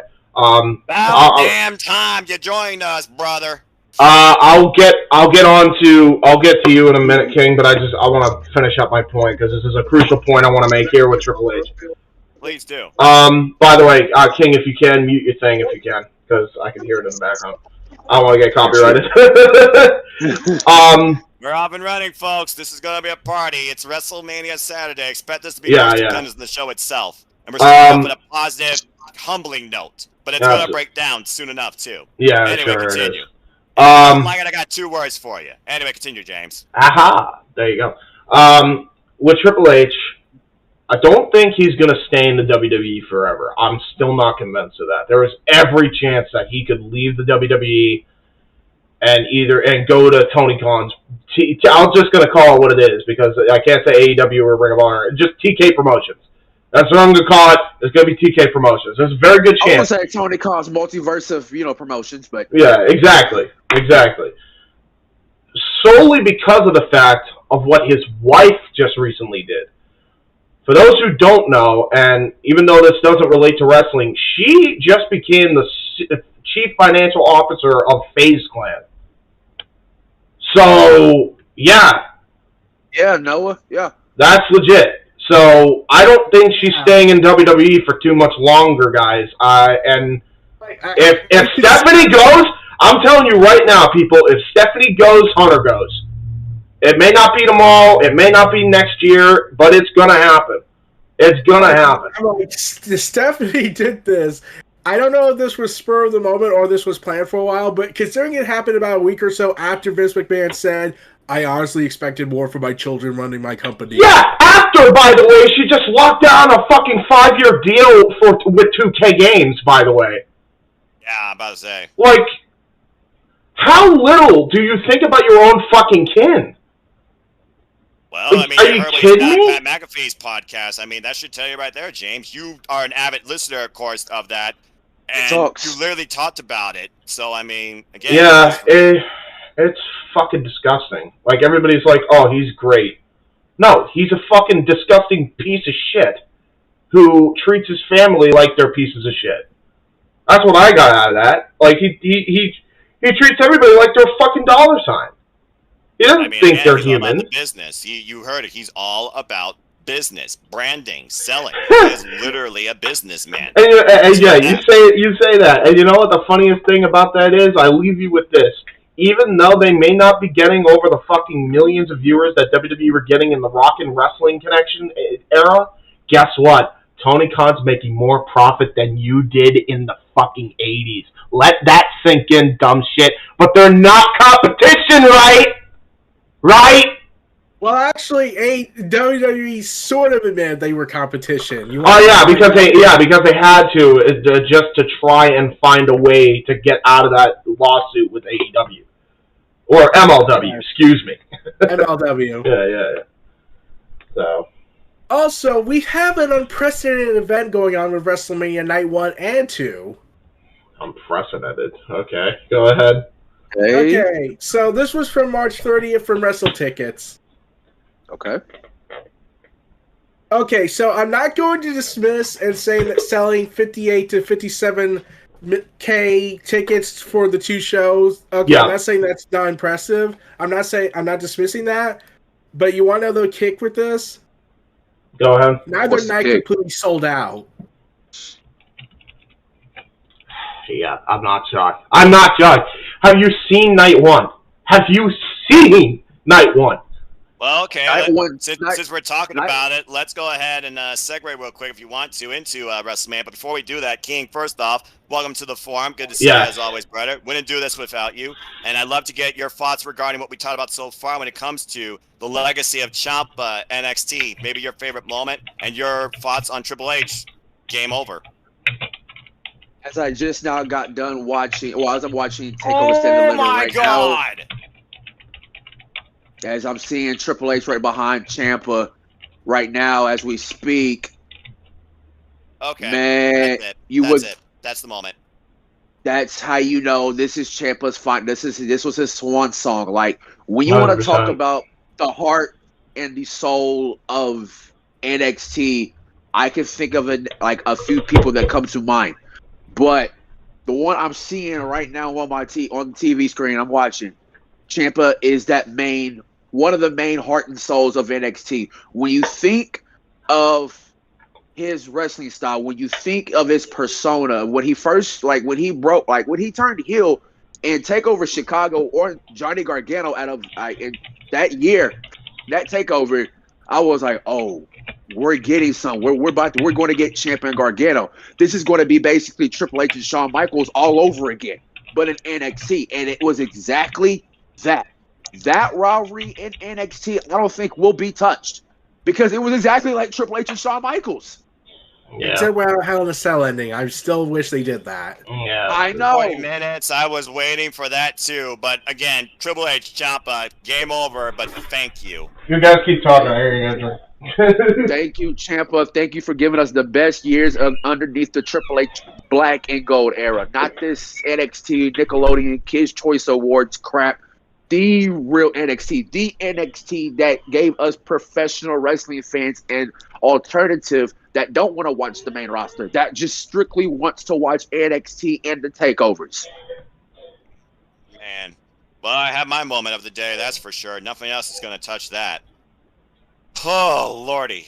All right.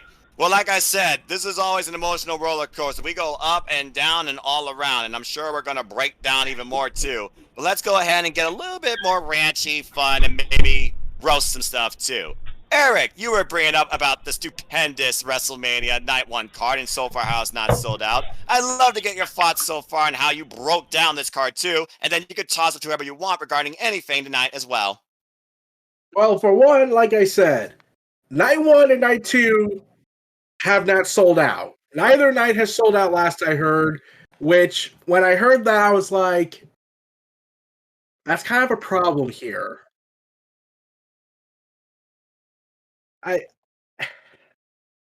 You're good. It's just, I know, I'm not saying like selling 57 to 58K tickets for each night is not impressive. It's just, you keep bragging for years that WrestleMania is the dominant show, that it will always sell out, how it will always break record revenue and attendance, only to reveal, nope, you didn't sell out either night. I was expecting at least one of the nights to sell out. I guarantee you that it's a lot of empty seats too, like a ton this year. Well, from what I heard, apparently they have a total of about nearly let me see, a little over 10,000 tickets not sold for both nights combined. I mean, that's better than nothing. I mean, it is in AT&T Stadium. It's actually, I think that's beat the number they did when they last ran AT&T Stadium, so that's not bad. 1,000. I was there live for that part of that WrestleMania weekend. I was there. Yeah, you were. I feel bad for you. Sorry. Hey, I'm about to say TakeOver was my night. I mean, obviously, with Sami Zayn and Shinsuke Nakamura and Balor coming up with the Texas Chainsaw Massacre, Demon type. Yeah, that was my TakeOver. That was my WrestleMania weekend. Tommaso, by the way, King Papa Bear in the chat just said Tommaso Ciampa is the best guy NXT has.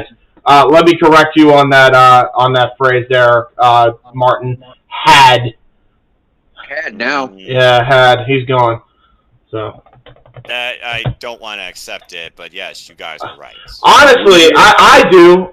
Bring him and Gargano to Ring of Honor / AEW. Bring him to TK Promotions. Jesus, dude. Bro, you telling me you don't want to see FTR and DIY go at it one more time? I mean, I'm not going to deny that I don't want to see that, all right? Come on now. You're trying to look. I know what you're trying to do, Master Manipulator. All right, but anyway, I get what you're saying. All right. Anyway, Speaking of Supercar Honor, I gotta point this out. I was going to say it previously, but then I thought, man, I would like to see Noah's reaction when I tell him on the stream. Go ahead. About what? So remember how Minoru Suzuki won the Ring of Honor World Television title? Yeah. So I went ahead and did some research. So unless you want to count the King of Pro Wrestling thing that was run by Yano, so I'm pretty sure you don't.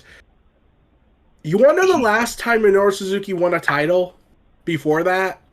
There's no way. The Neverweight Championship in Japan. I think it was his first title win here in America. You want to know the last time he won the title? That was 2 years ago. Wow. You haven't given him a title in 2 years until this point, and he's still been over. That dude. Hold on a second. No, we gotta give a fucking clap here from the Minoru Suzuki, the king of pro wrestling here, because that just shows the level. That just shows the level of how over you are when you don't even need a championship to remain as over as you are. That's incredibly impressive. 2,000 plus matches, over 30 plus years in the game. Again, so Minoru Suzuki is timeless, and now he owns the Ring of Honor Television Championship, Casa D18. Man, I love what Ring of Honor is doing, by the way, because man, it's Tony Khan like, I now have the big key here to the Forbidden Door in Ring of Honor. It's like, hey, you want to come in? I'll pay you a lot of money. Come on in. I'll pay you a lot of money for one appearance. Well, and like he said, he had to wait the television deal too. Go ahead, King. Speak your thoughts. I'm about to say, in his booking, it's like he competed with himself. It was like, oh, y'all, we got WrestleMania weekend coming up. I was like, you know what? Fuck WrestleMania. I will show you how it's all about this WrestleMania weekend. And it wasn't even underneath the AEW umbrella. Bro. He said he wanted to make sure that this show was not AEW-like. He wanted to keep it true to the roots of Ring of Honor, and he did. Yeah, 100%. And, by the way, did he? Holy... Man, I'm not even kidding you. I'm out here saying AEW Full Gear and Revolution was topped by this damn card from top to bottom, man. I gotta agree. At this point, the Super Card of Honor is the greatest show produced by Tony Khan. Yeah, it's really, really amazing. Like, he's got... Oh, and I watched part of that scrum, too. The media scrum, too. I watched a little bits and parts of it. We might have a Ring of Honor pay-per-view to follow up an AEW pay-per-view in May. I'm ready. I'm ready. My body's ready. Let's go! Are you sure, James? You almost lost your voice last night. Yeah. I'm surprised I actually have a voice to do this. Also, guys, I gotta say this. Oh, Tony! Ow. Ow. Samoa freaking Joe. Bro, when I heard those trumpets... So I want to tell this little story, right? So Noah saw Samoa Joe before I did. But the minute he started screaming, I started screaming at the exact same time, and I'll tell you why. The minute I started deciphering the trumpets, I'm like, oh, fuck, it's Joe! It's Joe! Ring of Honor. Oh, my God, bro. Ring of Honor World Champion. Oh, my Lord. Joe, man. Mikey Ruckus, who did his music, too. Big shout out to Mikey Ruckus. Mikey Ruckus brought up. He's produced bangers. And whoever the Ring of Honor guy did, because I know they kept some of the themes, too. Like, shout out to him, because some of the themes they actually kept were fucking great. Yeah, no kidding. Like Tony Storm. Let's go ahead and get King's happy moment here. Hey. Tony Storm. He's gone. Yeah. Yes, Tony Storm is also now All Elite, as we learned this past Wednesday, taking on the Bunny. Yay, Allie. In a great match. I wouldn't mind seeing those two clash again as we got the Owen underway, and we're getting Stardom-type vibes from the women's side so far. As Jamie Hayter, I'm kind of mad at Sky Blue, though, she had to beat. But a game ever by Sky Blue is also in this, too. So far, I think the Owen is coming along greatly for the women. See who else joins, too. Oh, now that they have Ring of Honor, it's going to be ridiculous, bro. Diana Perazzo could be a part of this, guys. Can we not understate that? They have her show up eventually. Like, yeah, like, dude, this is great! This is so cool! I can't pick a winner. I can't decide or figure out a winner for the Owen. Honestly, Maria Shafir, I think, has another name we shouldn't count out, and she's challenging Jay for the TBS Championship. She's winning. She's being winning. Tokyo Joshi and DDT Pro win this thing, too. That's right, because DDT Pro is also in a partnership now with AEW, which means you might see Mikey Ito in this thing, King. Oh, no. Mikey Ito. King's going to lose his damn mind. Wait. I know how to bring him back to reality. Please don't. Go ahead. King. You must have the ultimate test soon, maybe. Maki Ito versus Tony Storm. Who do you pick? That was coming. I knew that was coming. I knew that was coming. But at the end of the day, I gotta go with Tony Storm. So now we know who Key's most favorite is. Speaking of very attractive ladies, I gotta do something. Shout out to Jade Cargill. You are now my favorite wrestler in AEW. I love me the baddie section. I love it.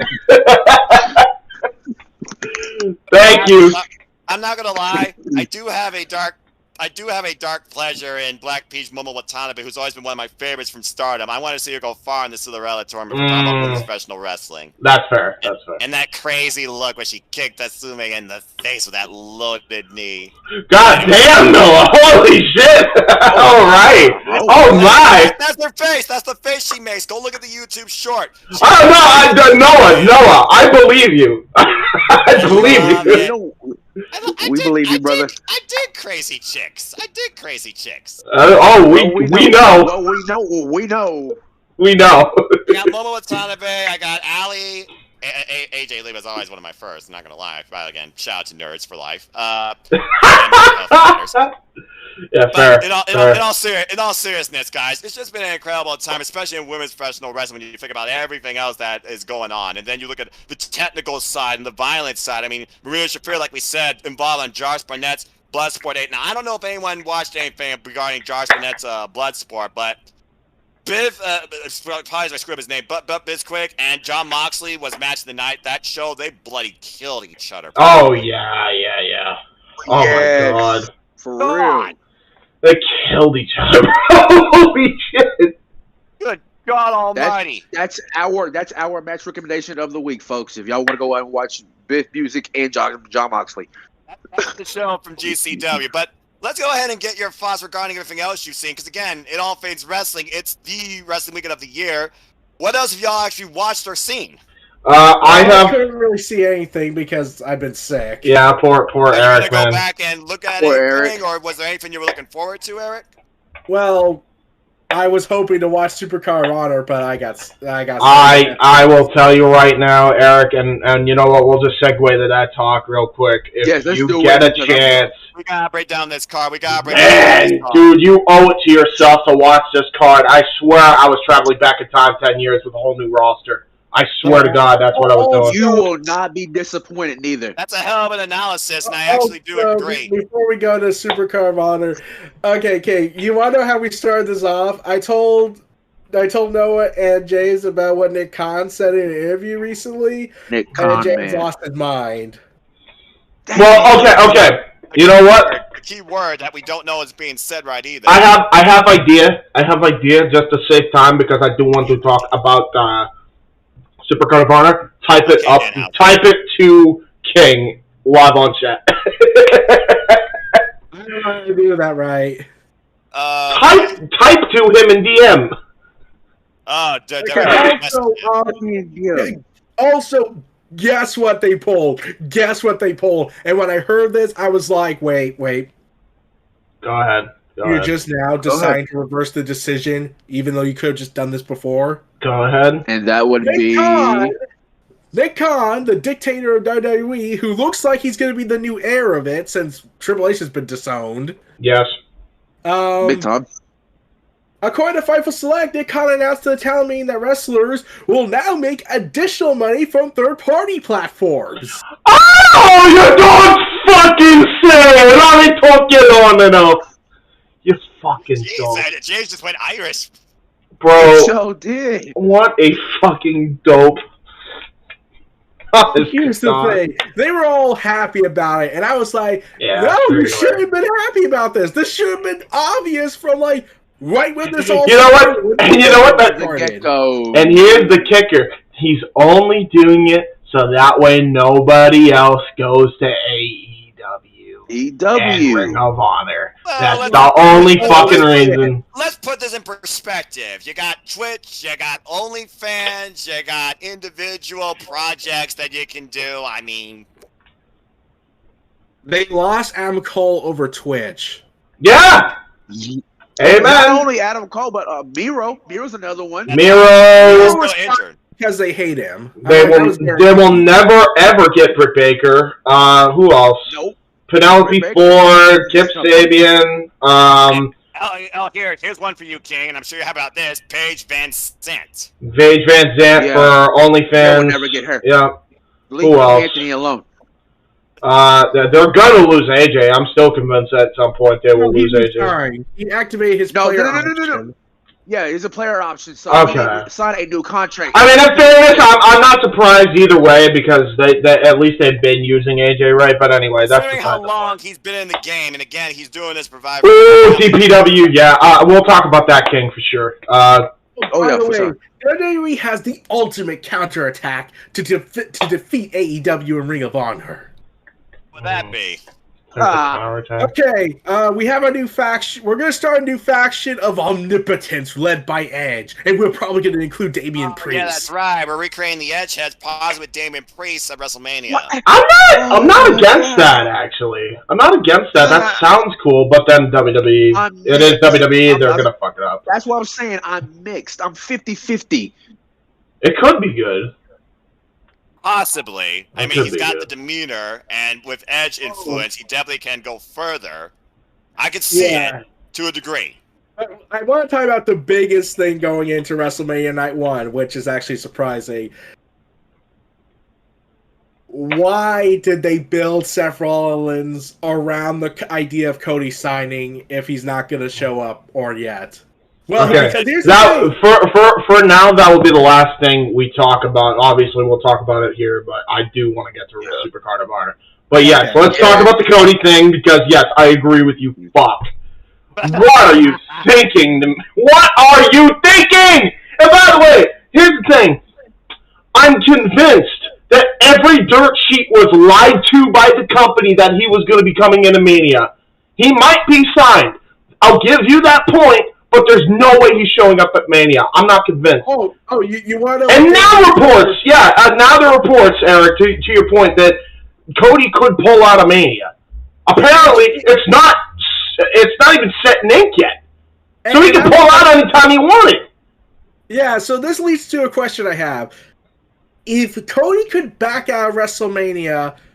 I'm just going to ask this very important question. Please tell me you had a backup plan for Seth Rollins, or are you just going to piss him off? Well, it's Shane McMahon. Say it's Shane McMahon, it sounds like to me. That's what it looks like. It's also Bray Wyatt's teasing something. Oh, give me a break. And also Taker just teased the Hall of Fame at the Hall of Fame last night. I just got to watch it. Never say never. It could be a quick match with Seth Rollins with Taker. He had a perfect finale with AJ Styles. I don't think we should ruin it. Please stop ruining fucking Legend's retirement. That was the best. Like, the best would have been him versus Triple H or him versus Brock, and I'm not talking about at WrestleMania. I'm talking about I think it was Hell in a Cell that year. Yeah. That was, but the Boneyard is the best retirement match I've seen for a wrestler because it's every gimmick personified by Taker rolled up into one. You're not going to get anything better than that. Don't fucking ruin it. Don't ruin it. Don't worry. I'm sure Undertaker will ruin something else by saying something dumb in an interview. But if we know WWE, they're going to try and ruin it, but everybody going to be disappointed. So, we had Cody. I'm like, you're the one who hyped up Cody. Just basically live your own fault and just basically deal with it. I know the fact the fans hyped it up. It's the fact that WWE kept making all the references, mentioning the Cody stuff, smoke and mirrors and everything. And I'm like, this sounds like the inverted version of CM Punk's return, where they made references, but they delivered on it. Now there's a chance they can't deliver on it. So, and this is where I segue into this little quote. James, do you know who Stephen A. Smith is? No. Do I ever?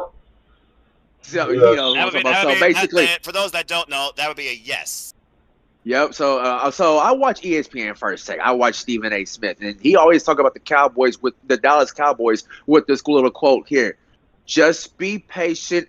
They will not let you down. They're an accident waiting to happen." That's exactly what this is with WWE. Yeah, that's the one quote I agree with. You want to know what I'm also thinking? Go ahead. Brian Cage basically told everybody, let it play out. There's a plan in place for me to return to TV. Wait, You got a call from Tully Blanchard. Okay, let's do it. Again, Tully Blanchard, he was involved also on Supercard of Honors. Bro, We had the 0 Hour, and we built TBE. a new enterprise. Kyle Cohen, Tiana Loa, and Brian Cage? Holy. Are you kidding me? Yeah, bro. What I mean, a trio of monsters. I love it. Let's go, baby. Tully was like, you know what? Fuck FTR. I'm going to upgrade them. I got monsters. I mean, this is one of the legendary 4 horsemen. We're the 4 horsemen of ATW at this point, guys. I mean, again, put it up. Again, at this point, Tully Blanchard, he could do anything with anybody. He's unstoppable. You know what I'm gonna say about Tully Blanchard. If AEW could convince Warner Media, they're gonna probably have him team up with the Briscoes against Bret Hart and the FTR group. Yeah, right. I can see it. I could totally see it. Well, I'll be damned. MSK won the NXT Tag Team Championships. I'll be down. Full-time NXT Tag Team Champions. I did not call that. I thought my Creed brothers were going to get it 100%, and what a hell of an effort by them. Real quick, yeah, we were all wrong on that pick. Jeez. Damn it. Anyway, let's talk about the tag team match of the fucking century. The Briscoes and FTR. That is the greatest tag team candidates. wrestling match I have ever seen. I thought I could not see someone surpass at AEW Revolution with the Young Bucks and Heyman and Page and Kenny Omega. FTR and the Briscoes fucking We even had a holy shit chant before the match even got started. Yeah, hey, you wonder the last time we got that kind of moment? NXT TakeOver. No, not that. Well, I mean... Yeah. Well, for me at least, you want to know the last time I felt like we got that kind of hype before the match even started? What? Let's go Wyatt! Let's go Shield! Let's go Wyatt! Yeah! Oh, yeah! Wow, what a callback. That's years ago now. Think about that. Yeah, that was an absolute insane match, too. Yeah, man. And what a match between these two teams, man. Like, it was the very best teams in the world, man. Like, there's no ifs, ands, or buts about it. It was the best teams in the world. I got the opportunity to call that live with Noah. I will never forget that match for as long as I live, man. That was fucking magic. I'm just going to say this right now. Jeff Meacham, thank you so much for allowing me to live out my fantasy of being a wrestling commentator with a great fan, James Hebert. That is the greatest thing I ever got to call live as part of just fun, and it almost felt like I was truly there. I embraced what I saw, that whole show, but that match in particular, I could not be happy to be a professional wrestling fan. And to add to your point as well, Noah, like, it helps me get my commentating chops ready for WIW as well. But like, even beyond that, like, just RVD Tito for Life was in the building that night. Doug from Live Rounds, who is co-host with Steven Jensen. He was in the arena, and he literally said on Twitter, the energy in that arena was palpable. I wish I could bottle that crowd energy. And you can't recreate that. You can't, man. That was genuine, organic, truly passionate, professional wrestling fan engagement. That will never be Khan had people go ahead and scream out, F WrestleMania! I love that! I loved it. I popped myself for that. I was like, holy shit, we got a WrestleMania. This is professional wrestling, not sports entertainment. Yeah, man. That was so good. I love it. Yeah, dude, you know what? The last time I heard that kind of chant? Oh, it was ages ago. I think it was an NXT, wasn't it? It was NXT. Here's the thing. Two things. One, this was at an NXT house show, I heard, where they were saying this. Mm. Well, that's because NXT was a truly and you want to know what said? You want to know what someone pointed out at the house show? What did they point out?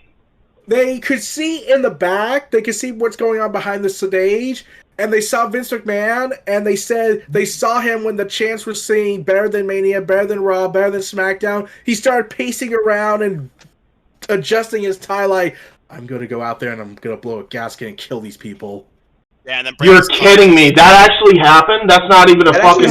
Someone claimed that. Someone claimed they saw Vince pace backstage, stage, going ahead, adjusting his tie like he was about to blow a gasket over the audacity that fans were liking something he didn't have a control over, even though he granted overtime. Yeah, wow. And please tell me this is a house show, and this set him off. Yeah, wow. That's the extreme pettiness of that man. I'm just saying, dude. It's you want your show to be better. Here's a fucking novel concept. Oh, here we go. Hot take by James Keeber. Get ready, folks. Here's a novel concept, Vince. Here's a novel concept. Please your fucking people that are wrestling for you. It's that simple. Because when you do that, you get great results like Ring of Honor, Supercard of Honor. I mean, you're not wrong. I can't argue that. God damn. He's not wrong, is he? Get off your fucking high horse, you deluded fuck. Right there, bro. Here's the thinking. Nick Khan said that WWE is a metrocracy. Now, for those that don't know what that word is, I would like you to refer to your Oxford Dictionary. Ugh, fuck. As Eric tries and break down the context of that word. Yep, go ahead, Eric. Break it down for the people that don't know what that word means. Meritocracy is basically a government or holding of power by people selected on the basis of their ability. So by that logic, Rusev should be WWE champion already, and Rusev Day should have been way more pushed than he got. But it wasn't. But if you get yourself over in WWE without the old senile fuck's permission, you're not going to get anywhere. There you go. What else needs to be said? Thank you, King. You said it better than I ever could. Well, how many times have you said it, James, to be fair? Yeah. If I seem to recall this... like a broken record. I think I recall this. Someone casually mentioned on Twitter, I don't know what this was about, I can't recall what it was, but they mentioned how, man, this guy's going to get over. He has a lot of potential. Well, he's probably going to be champion later down the road. He's not going to be champion right now because Vince hates it when it got over organically. This year, someone said that, and I was like, and you're just okay with that? Like... Yeah, like, dude, I have to bring this up just to put in perspective of what we're dealing with. And then we'll go back to Supercard of Honor just because I want to kind of detox from that bullshit for a second. But this is what we do. Emotional roller coaster, the worst and the best, so go for it. Nope. I know none of us are a fan of Baron Corbin, but the fact that this motherfucker, like, slapped Baron Corbin, like, fully abused him. Like, they confirmed that this fucking guy abused Baron Corbin. And he has to just excuse that away, bro. Like, it honest to God, and when I heard that, I don't know who said that to me. I told you that Vince McMahon slapped you did that, yeah. He smacked the back of his head. He denozoed him as hard as he could. Like, dude, I just have flashbacks of an abusive relationship I used to have with my ex. I'm not even shitting. Like, I'm not even saying that. Man. I'm not kidding. Like, that's why, like, it pisses me off. And by the way, I'm good now. Like, I'm putting it in perspective. Like, that's what that screams. I'm not saying, like, that to be a dick. Like, this is real. This is really happening. They have to excuse this bullshit all day, every day, and just kind of go through the motions. It sucks. I think I told you another story where Vince McMahon threatened Michael Cole physical harm. Yes! And fired him on public television on because public he referenced someone he doesn't like. This is the fucking... Listen, man, for those who want to go to the WWE, just know what the fuck you're getting into, man, because this guy is not... If he's still around by that point, he's got to screw loose. I mean... Would you be surprised? Just saying. It's scary, dude. It's honestly scary that he has control over this many people. It's just, to me, it screams unacceptable. But a lot of people just excuse it away.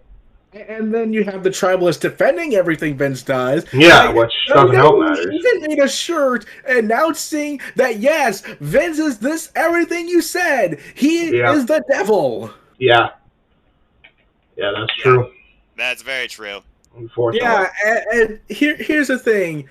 Here's the Oh my thing. God. When I kept hearing the defense committee of the tribalist side saying, let's defend Vince on everything he does, and I was like, oh God, how far is this going to go? And then exactly. I found out how far this went.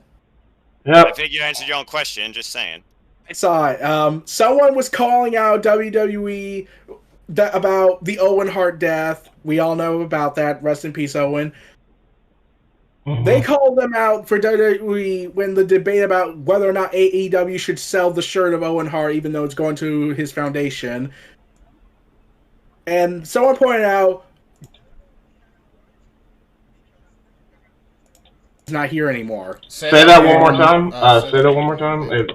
I said, like, someone pointed out that why are we even having this debate when this is going to go to a foundation, and plus, if we go with the WWE logic, we can't do that because they will never, because they're the reason he's not here. Yeah. Yeah, by the way. Well, that's what some tribalists said. That even got on Cringe Wrestling Takes. Yeah, go ahead. They said, well, AEW, according to AEW's logic, they let a show continue when Matt Hardy busted his head on the concrete. And I was like, that's not even like close. That's false equivalence. Everyone in the Cringe Wrestling Take account was saying that's false equivalence, dude. Matt is still alive. Matt's all right now. And while we could all go ahead that Tony Khan was being moronic that day over how he handled it, Matt didn't die from that. Owen Hart was Owen Hart could have been prevented if they just didn't get lazy with money. Yeah, you ain't wrong, man. I also want to put this in perspective before we finally move on from all the WWE chatter.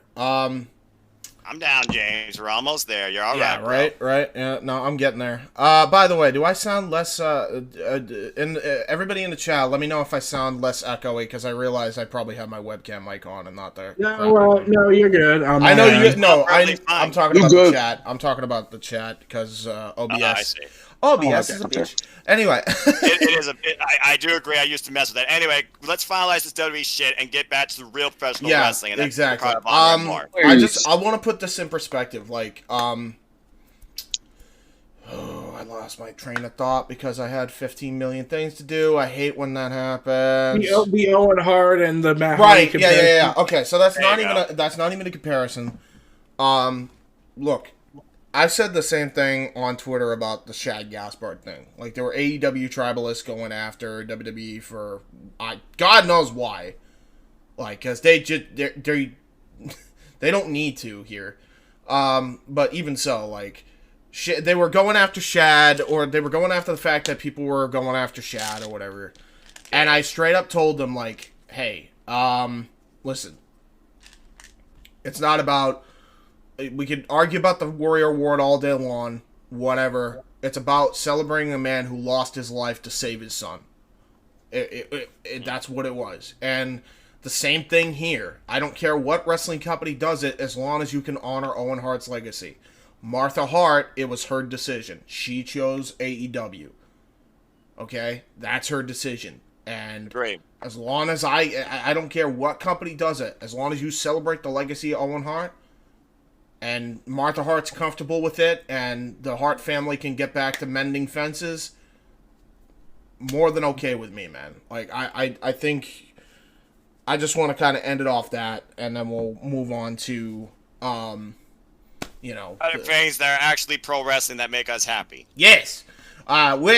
Speaking of which, another match on Supercard of Honor that we absolutely need to talk about. A sleeper hit, like I claimed it would be, for the Pure Championship. Josh Woods, Wheeler Yuta. Now he's the Pure Champion. What a great way to further the storyline for Yuta and the Blackpool Combat Club. Love that he won the And he's Pure officially title. all elite. Yep. And he's officially I had no idea this dude was working on Tier 0 for as long as he was. I thought he was he's always been doing that, bro. That's amazing. What a way to build a star and keep kayfabe alive, man. That was fucking cool. So, to top it all off, they said, he is all elite now. Yeah, man. And everybody's like, he said he wanted to be a better pro wrestler, not a better best friend. He just etched his name into that realm on that night. I love the idea because on Wednesday he fought Bryan Danielson tooth and nail, and William Regal was so impressed that he said that this kid has great experience far beyond his years. Yep. And then he goes and shows that like tenfold in a match that I don't know if he's ever been in before against Josh Woods.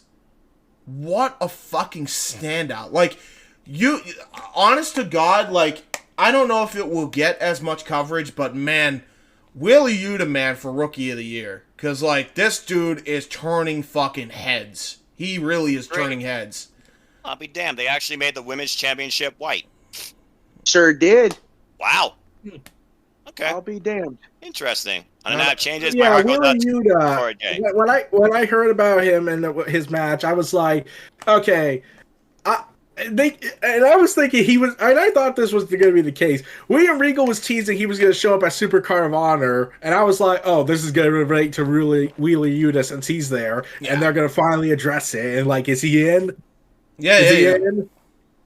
We'll find out probably Wednesday. We also got to consider what is next in the legacy of Ring of Honor for all the champions, all the championships, and everybody non-signed, AEW, etc. When it comes to everybody who brought last night, think about it.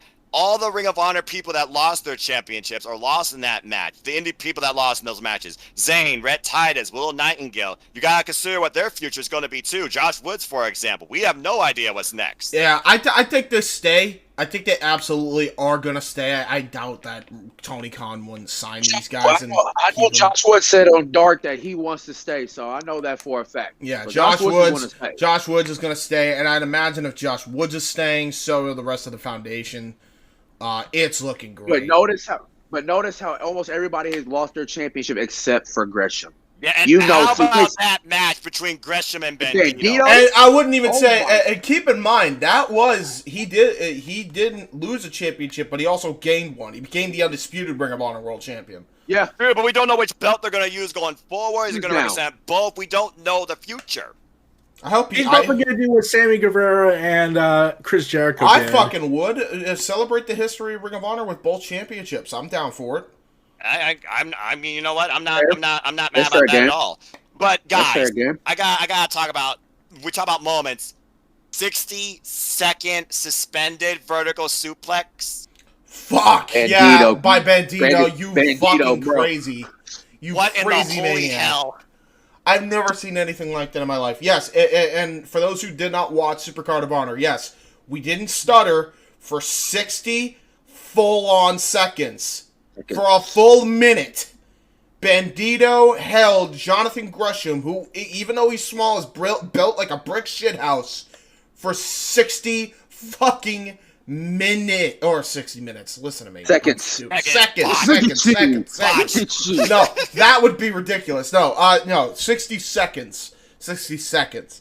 Man, 60 seconds doesn't sound nearly as impressive now. Fuck! I fucked it up! No! You ruined it! No, but, anyway. Fuck, what an impressive feat of strength. Holy shit. I literally said on commentary, John Cena eats shit. I literally, I've never seen a feat of strength that crazy in my life. 60 seconds in a vertical. Not since Claudio spun Bryan Danielson 100 times once on the Indies in a match would I ever think I would see such a crazy wrestling spot. I want you to just remember this. I want you all to think this. Mm-hmm. Imagine Cesaro versus Bandito. Oh, don't even get me started. Claudio and Bandito would be amazing. I was surprised to see Chavo Guerrero there. I thought he was still pissed. No, Chavo and him are fine. Chavo's just Chavo's just doing what he does because it's a family legacy: lie, cheat, and steal. Which he tried to do when Bandito was having none of, by the way. I love that. Bandito believes in honor. Wanted him out. Bandito wanted him out of there. It was great, man. I love it. I love it, man. Ring of Honor, Supercard of Honor ruled. Jay Lethal heel turn. You want to talk about moments?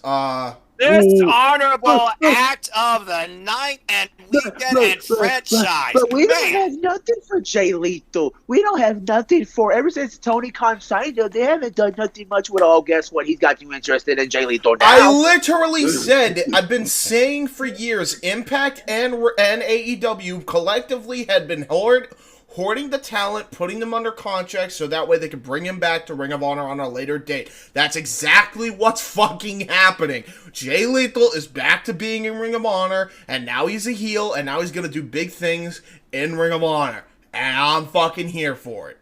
Absolutely here for it. Especially with Sanjay Dutt in his corner. Yeah, I love it, man. And Jay Lethal it was shocking too, man, because the way they did it was like, for those who hadn't seen the match, he was fighting Lee Moriarty in a fucking classic match. It was a classic.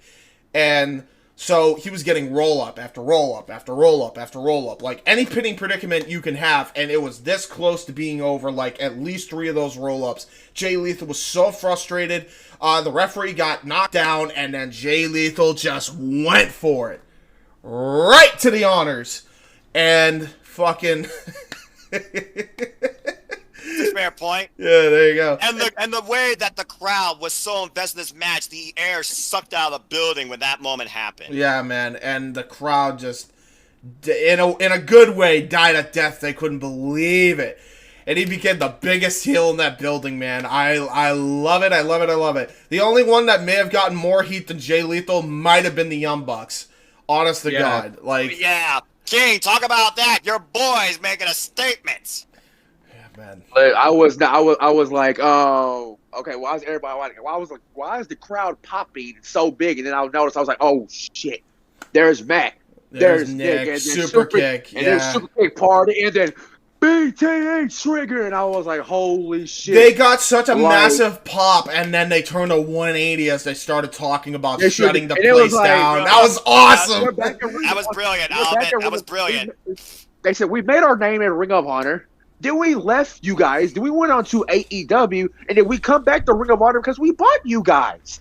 I was like, holy shit. Yeah, dude, he got the biggest heel heat of the whole night, bro. That was awesome. That was awesome. And that whole back thing, to wrestlers. Mm-hmm. And that whole thing was just to set up when we're getting part 2 in Boston on a Wednesday night for not only the AAA champions, but also the Ring of Honor tag team. It's in my hometown. I want to see it so bad live. Ticket. Get a ticket. Get a ticket, bro. Guarantee you they got nosebleed seats left. I wish. Oh. But yeah, anyway, no. Yeah, that match is going to go the distance. I guarantee you they're giving that match at least 45 minutes. Yeah, this you have to put that as your opener. You have to. Yeah, or the main event. I'm fine with either. Gotta be main event, in my opinion, man. It's tag titles, double set tag titles. It's gotta be the main event. I would for sure. I'm fine. Yeah, for sure. Yeah. And by the way, think about what we got coming this Wednesday. We got Adam Cole, baby, versus Christian Cage. We got the Hardys facing the Butcher and the Blade in a tables match, and more qualifiers for the Owen, starting the men's and more women's, and we have no idea what women is involved. And by the way, and also Samoa Joe's gonna show up. Yeah, Samoa Joe's gonna cut a promo. Yeah. That's your opener, bro. But here's another thing. We got to put in perspective as well. Rampage is loaded for next week too. I think they've from the sounds of it as well. All Elite is gonna be crazy, especially with Ring of Honor now on Tony Khan's calendar. Well, Tony Khan right now doesn't know what he's gonna do right now for Ring of Honor. He's still figuring stuff out when it comes to booking, the airings. Well, he did say in the media scrum last night that he hopes that he wants to keep it underneath the Warner Media umbrella with AEW. Right. So he wants to keep it Warner Media. Right. That's what he's trying to go for. I see either True TV or HBO gets Ring of Honor. I could see that 100%. I agree. HBO mainly because they're still working out that streaming deal with HBO Max. So it would make a lot of sense. Here's the thing. I got an update on that. Go ahead. So one thing I heard was apparently that the Ring of Honor purchase agreement wasn't fully completed yet that week he made the announcement. And here's the thing. He had a backup plan that he was going to announce later now. Yeah, that's true. Yeah, also, just for bragging purposes, I got featured by Fansided. Hey! thing. I saw that. That's awesome. Congratulations. You want to know what for? I got a tweet that went viral. Go ahead.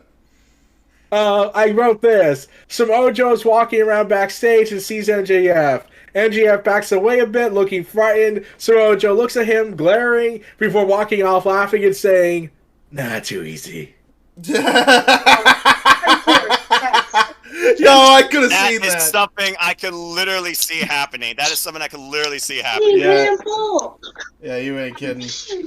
Oh my God. Imagine like Samoa Joe is like so tempted to make a reference to NXT, and then he's just like, "Nah, that's too easy." Yeah, man. Real quick as well, we got to talk about. There's so much that happened on Supercard. One thing I do want to talk about is the main event briefly, because we talked about that the moment, but yeah, talk about, because how many times that was my what the F moment of the night too. It literally stood up on my chair, that one pin. I said on commentary on the Jeff Meacham Network, Jonathan Gresham had everything, including a goddamn bus from Mexico, hit him, and he's still kicked out.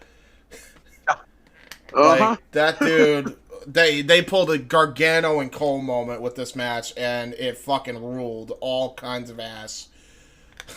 That was awesome. So, let's not forget about Zayn and Swerve. Oh, yeah, about to They say, had a good let's old talk Oh match. my opener god, that's at yeah. Swerve. Yeah, dude, fuck. That was just a one-upsmanship, man. I have never seen as many innovative reversals that I've seen in an opening I say match ever. inverted poison Rana too. What the hell? Bro, was I that lost for? my fucking mind when Zayn pulled that off. I'm like, you the apron crazy to the psychopath. Holy shit.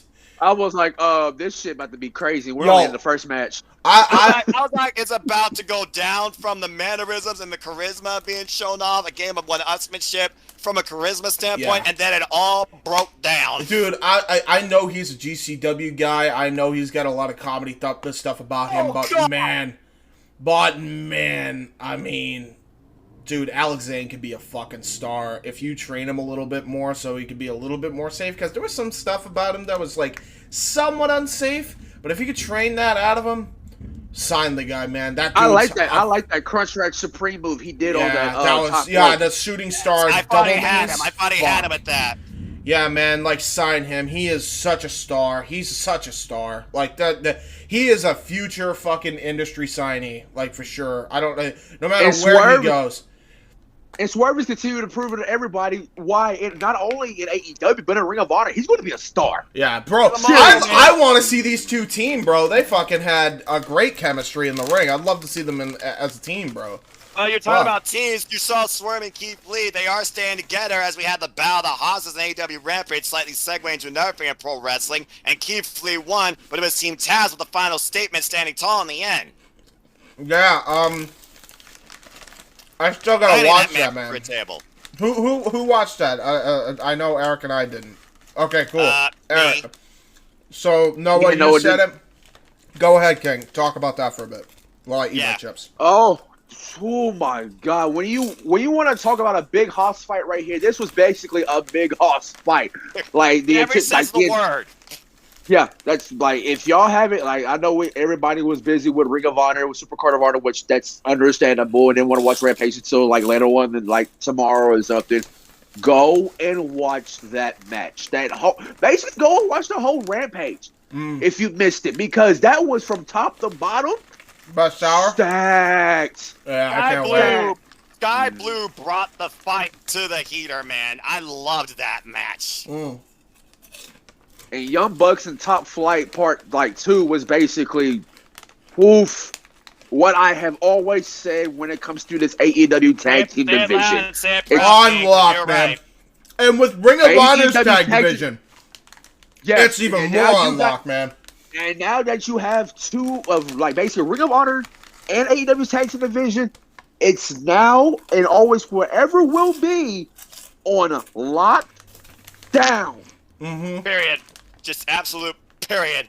At this point, though, like you said, James, hashtag sign Briscoes. We don't know what their future holds, but my God, what a match, what a show of sped afterwards. And listen, to all those who don't know the history of the Briscoes, I'll briefly break it down. They probably know.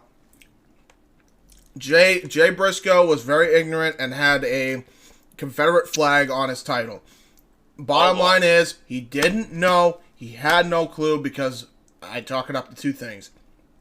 One, Old Testament sucks. Okay, period. End of story. Oh, here we go. We're gonna go from political to religious. God help us. My God. Old Testament sucks. Take it from way better now. Love everybody, everybody equally. Jay Briscoe knows that in spades now. Number two, the South really dumbed it down, and you know they dumbed it down. So like, and I would say, yeah, don't put him in, don't sign the Briscoes. But here's the thing. Had he not worked with Effie, not even that long ago, who is both LGBTQ and gay, right, and had a lovely conversation from the sound of everything, and he didn't think he was sincere, I'd say, yeah, don't bring him in. Bottom line is, if Effie forgave him, I think we all can forgive him. Sign the Briscoes. Can we all agree? Briscoes, it needs to happen because basically that'll make your tag team division even more stacked and even more of a dream matches that you could possibly have with the Briscoes. And by the way, everything I said, I wasn't even talking out of my ass, right? I want to make that very clear. What I just said was just putting things in perspective. I don't agree with it, but I can forgive the Briscoes for those transgressions back then. Can we agree at this point, all together? Yeah. Oh, by the way, update for you. Mandy Rose retained with a running knee Mandy strike Rose and Io retained Shirai. Yep. I know King agreed with me in DMs. I just want to make sure I'm not like making But I anybody do go agree with overboard. you. Yep. But yeah. There's no one to touch on that point. Yep. Mandy did retain the NXT Women's Championship. Just a little update for you guys. Pinning Io Shirai. Mm-hmm. Yep, which means Io is possibly going to be next to get basically how I like to use this word, and I haven't used this word in a long time. Demoted. Even further. Wait, what do you mean? NXT already got demoted. What do you mean? I'm talking about even further to the main roster. Yeah. You ain't wrong. I'm not going to deny what I saw, though. For what I saw, Corey J. botched off that one spot, but game effort by all four. And Io Shirai, this is it for you. Thank you. Okay. Going back to what else happened at Supercard of Honor, we also had, of course, Minoru Suzuki become the new Ring of Honor television champion. Nina Ray. Oh, my God. Yeah. The first title Minoru Suzuki has ever claimed on American soil. Crazy, dude. That was awesome. Wait, that's the first title on American. No. That is the first. That is the first title. Yes, Jake. That is the first title in American soil that Minoru Suzuki has ever won. Is that Ring of Honor World Television Championship? That is correct. Thank you, Tony Khan. Here's the thing. The last time Minoru Suzuki won a title overall, unless you count the King of Pro Wrestling thing, was 2 years ago in 2020. To think this man was given information within a 2 days notice. Yeah. Yep. And he was wrestling on Lone Star Shootout before this. And wasn't he wrestling on another show after this too? Yeah, yes, he was. Yes. He was on GCW. Shout out, by the way. Shouts out to the workhorses of WrestleMania weekend, man. Briscoes, like Christian, Briscoes, Blake Christian, Minoru Suzuki at his fucking age too. Holy crap! My God in heaven, man. The thing I learned when I was looking this up, I was like, wait, Minoru has never won the world title, the IWGP Heavyweight title. He's never won that. Yeah, not one. Not once. How? Yeah, right. Exactly. Would he have been the perfect heel to do it instead of even? But imagine if oh he was my Brett Titus. God! What a great idea, Eric. Fuck! Why didn't they go with Minoru Suzuki to lead the Bullet Club? Oh my God, that would have been stellar. Bruh. Because he already had a faction. Suzuki Goon. Just merge the factions. Oh my God, you kidding me? You can't do that. I'll tell you exactly. Suzuki Goon with Bullet Club. You can't do that. Are you crazy? So you're telling me you can't see Zack Sabre Jr. fucking work in a Bullet Club style? Are you kidding me? I'm not saying that. I'm just We're not saying that there's at all. Different identity with both groups when it comes to their origins, who's been through them, who's been in them, etc. You can't crossbreed Bullet Club that. is this. Bullet Club is more a shoe style. Suzuki Gun is basically a whole different type of style. That's wrestling, King. I agree with that, but here's where I will put in perspective. Okay, yes, absolutely, you're correct. But I also know that they can easily transition to the shoot style. My question being, would you rather that or what we ended up getting with the House of Torture?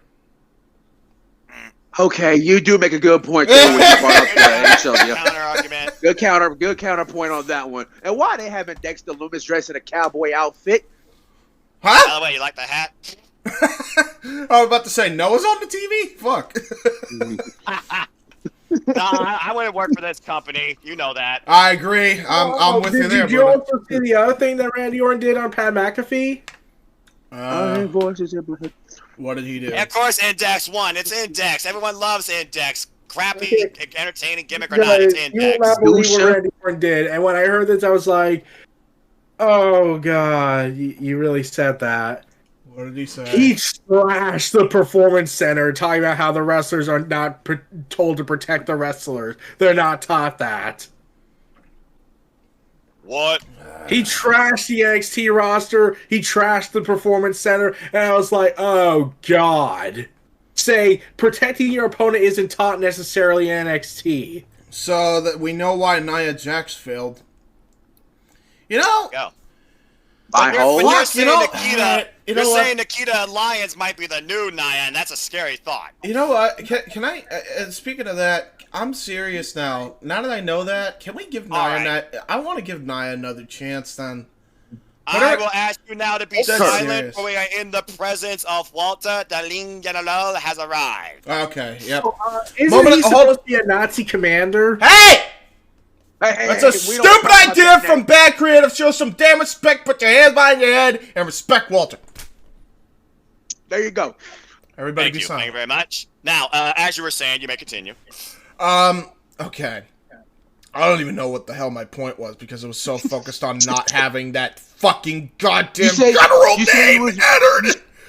But you say you was going to give. You say you was willing to give Nia Jax a second chance. Yeah, can we please? Because like now that I know that, I would like just put her in the Nightmare Factory, and she could be alright.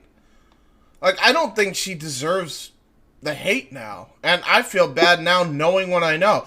Of course, we didn't know that, but fuck it. Now that I know what I know, hey Nia, my sincerest apologies. Because if I'd have known that, I would have had a much different tune on that Fire Nia Jax video I posted ages ago. Because, man, Well, again, James, you are quick to conclude an assumption, and that's kind of the way society works, especially in this age. Yeah, that's fair. I still feel like an apology is in order, especially in the case of Nia Jax. Because now that I know, fuck, I mean, oh my god. Well, again, the more you know. Yep, and can we agree? Give Nia Jax a second chance? At this point, I mean, everyone deserves a second chance if they're willing to try and that's what I'm find saying. some sort of, resolution from their past sins. I agree. I'm not going to argue that. All right, so I think we covered everything about the Supercard and Honor, unless I'm forgetting a match or. We probably are. I think we probably are, but like. So let's go ahead and talk. Let's go ahead and talk about Impact Wrestling for a bit and the multiverse of matches that came forward. I don't know about you, but personally, I think both Morrissey and Machine Gun stole the night in their singles matches. 100%. Yeah, no doubt. No doubt. Alex Shelley and Chris Sabin, man, I'm so glad they're back together. I'm so happy, dude. Now, King, again, your Bullet Club for life, even under these circumstances, I'm sure you're still torn about GOD. But Jay White lost. Clean as a whistle. Chris Sabin beat him. I gotta get your thoughts on that. Chris Sabin took the pinfall. Well, actually, Chris Sabin pinned Jay White. Now it makes me wonder, was it I have no words. I really don't. I mean, that match, if I have to say, it probably surpassed what he did with Alex Shelley. Yeah. Agreed. Unbelievable. Yeah, what a affair. match. What a match. Oh Jay White, man, no slouch in that ring, no doubt. He's great. King Switch. Yeah, King. With the switchblade. And he did allow your Good Brothers in the end to have them boys have a horrible night, beating them in the main events. Yeah. Yep. Only win that night, by the way, for Bullet Club, as Bay fell short in the Ultimate X with my hometown boy Trey successfully retain his title. Blake Christian, you are one crazy son of a bitch. Yeah, no doubt. He really is. Jesus. Yeah, and then, of course, all heart, truly for life. Of course, we had the Aldises finally get a bit of redemption against Finally, Cardona. Nick Aldis is not being a stuck-up bastard. Finally! About damn time. Yeah! All right. Anyway, sorry, Noah, continue. I mean, I'm gonna say, Noah, you know how we are with Nick Aldis. You know this. I'm well aware, guys. I'm well aware. Again, he's one of those that still I feel like has that perspective when it comes to, let's call it what it is, the multiverse now, professional wrestling. Yeah, no, hey, better late than never. It's fine. And I have a feeling now that he definitely will recontend against Matt Cardona for the 10 pounds of gold. Yeah, 100%. No doubt. So, 100. At this point, when do we get Laura Vaness, that crazy bitch, to take on the crazy bitch Mickey James? Ooh! I'm ready for it. Let's go. Chelsea Green, Mickey James, let's go. Who's the craziest bitch? Let's go back to 2006. Ooh. Yeah, well, let's WrestleMania 22. Anybody? Lymphium. Just saying. Lymphium. I'm just saying. I'll only do this, and I'll say it's just live long and prosper. Yeah. Okay, good man. Good man. Good man. That's all I'm going to say. You almost got yourself probably blacklisted on YouTube. Good man. Dude. No shit. Dear God almighty. Oh, no. I got my bill blacklisted again. It wouldn't be the first time. James! Jesus Christ. Fuck you, hackers. Anyway. All right, that being said. Yeah. We also saw my boy, Tomohiro Ishii, beat the hell out of Eddie Edwards after, might I add, an incredible main event at NJ Lone Star against Chris Dickinson, Dirty Daddy, where he took that man to the absolute limit and beyond and also won. But also afterwards, we got the face-off with him and Minoru Suzuki. And now it's set for Windy City Riot. Let's fucking go. Put that title on the line. Minoru Suzuki and Tomohiro Ishii, Ring of Honor World Championship. Yeah. Come on now. It writes itself. Yeah, that match needs to happen. By the way, what was that about Vicky Guerrero cutting a racist promo? I'm confused by this. What? Racist promo? A racist Lord. promo about her own race? Is that the one on Thunder Rosa? Was about the visa thing when she first confronted Thunder Rosa? I thought I didn't know anything else was beyond that. Me neither. I didn't know she cut a racist promo. Because I didn't really pay attention. I mean, I guess it could be considered racist. I mean, she is a heel, and it's not like she, I don't know, like it was her own race, so it was like I didn't really think anything of it really. Well, it's kind of like if I could take a word for us, King, being black, we say an N-word, right, and it's more like common day nature talking about your brother. Right. Same thing with my autist, like Mike and I, like literally call ourselves the R word just as a fucking joke. It's basically the same thing. So, well, I will say this: that is no joke. And again, mental health matters, but sometimes you really need to just appreciate yourself for who you are and humor yourself. So that's kind of what you do at times. Nothing against you. Yeah, no, I'm just putting in perspective. Like that's how that's how Mike and I do it. Like we just call ourselves, hey, you know, our word, like there's some joking manner and whatever. So, does people Mike Bailey still have working knees after crashing them into the canvas? Bro, I saw that spot on Twitter and I about fucking Christ. I was like, what are you thinking, Mike? Oh my god. He's not thinking, that's the problem. Yeah. Bloody insane. That's fair. Speedball. He's a speedball. Dude, him and Will Ospreay immediately for his own damn good. Will Ospreay and him immediately. There's only one logical solution. Go ahead. That would be. Imagine Imagine Speedball versus Darby. Oh god. Oh my fuck. They would kill each other. By the way, and imagine if Mick Foley was the referee or Terry Funk. Would there ever be a pinfall at that rate? Probably not. Maybe I not. think both men would literally be broken bodies on the outside of the ring, similar to one point FTR and Briscoes were when all four men were on the outside. What about I was afraid they were going to stop the match. What about the Speedball versus Sammy Guevara? Could happen. But Dan Lambert's going to have to get a new car after what Ty Conti and Sammy Guevara did. Yeah, crashed it. Do we Boy, Talk about taking that to the chop shop. Good luck. Do we want to talk about the Briscoes also main eventing that show as well? That says a lot as well. And again, we don't know what's next for the Briscoes at this point. They did win the newly minted GCW Heavyweight Championships against Nick Gage and his partner, though. Ooh, so they did win. They did win the GCW World Tag Team titles. Yes, they did. Okay, those new towels look pretty badass too. I like the blue. Yes, they do. Yeah, the Briscoes fighting the Good Brothers. That was really fucking cool. I like that as well. Yeah. Yeah, I definitely agree. And how about the titanic clash of two feuds as Josh Alexander teamed with Jonah? You know, respect breeds competition, right? Or competition breeds respect. Taking on the unlikely duo of Moose and PCO, and PCO, of course, not human. Yeah, PCO is a fucking maniac. Update on him. He's apparently not severely hurt. What? He was apparently injured, but it's not severe. Of course, he's always injured. I don't think the man walks straight. Him? Injured? PCO? PCO injured? You crazy. Can you put that in the same sentence? Injured, PCO, what? No. Injured, PCO, torn ligaments, what? What? What? All right. And then, of course, we had the Knockouts 8-way, Fatal 4-way tag team match for Knockouts Town, where really it was more so the unlikely duo of Giselle Shaw and Lady Frost. I like the silver gold contrast. I think those two really gel well together. Against the Influence, of course, they also took on Decay. Look, I'm always going to be against it because they beat my girls because Caleb fucked up. That being said, against, of course, Decay and Savannah Evans and Tasha Steelz. Of course, we know Rosemary will challenge Tasha Steelz for the Knockouts Championship at Rebellion. So, of course, that had to be continued on here. Yeah, but, you know, for only 5 teams, man, they got a pretty good tag division so Hey, here's far. the thing.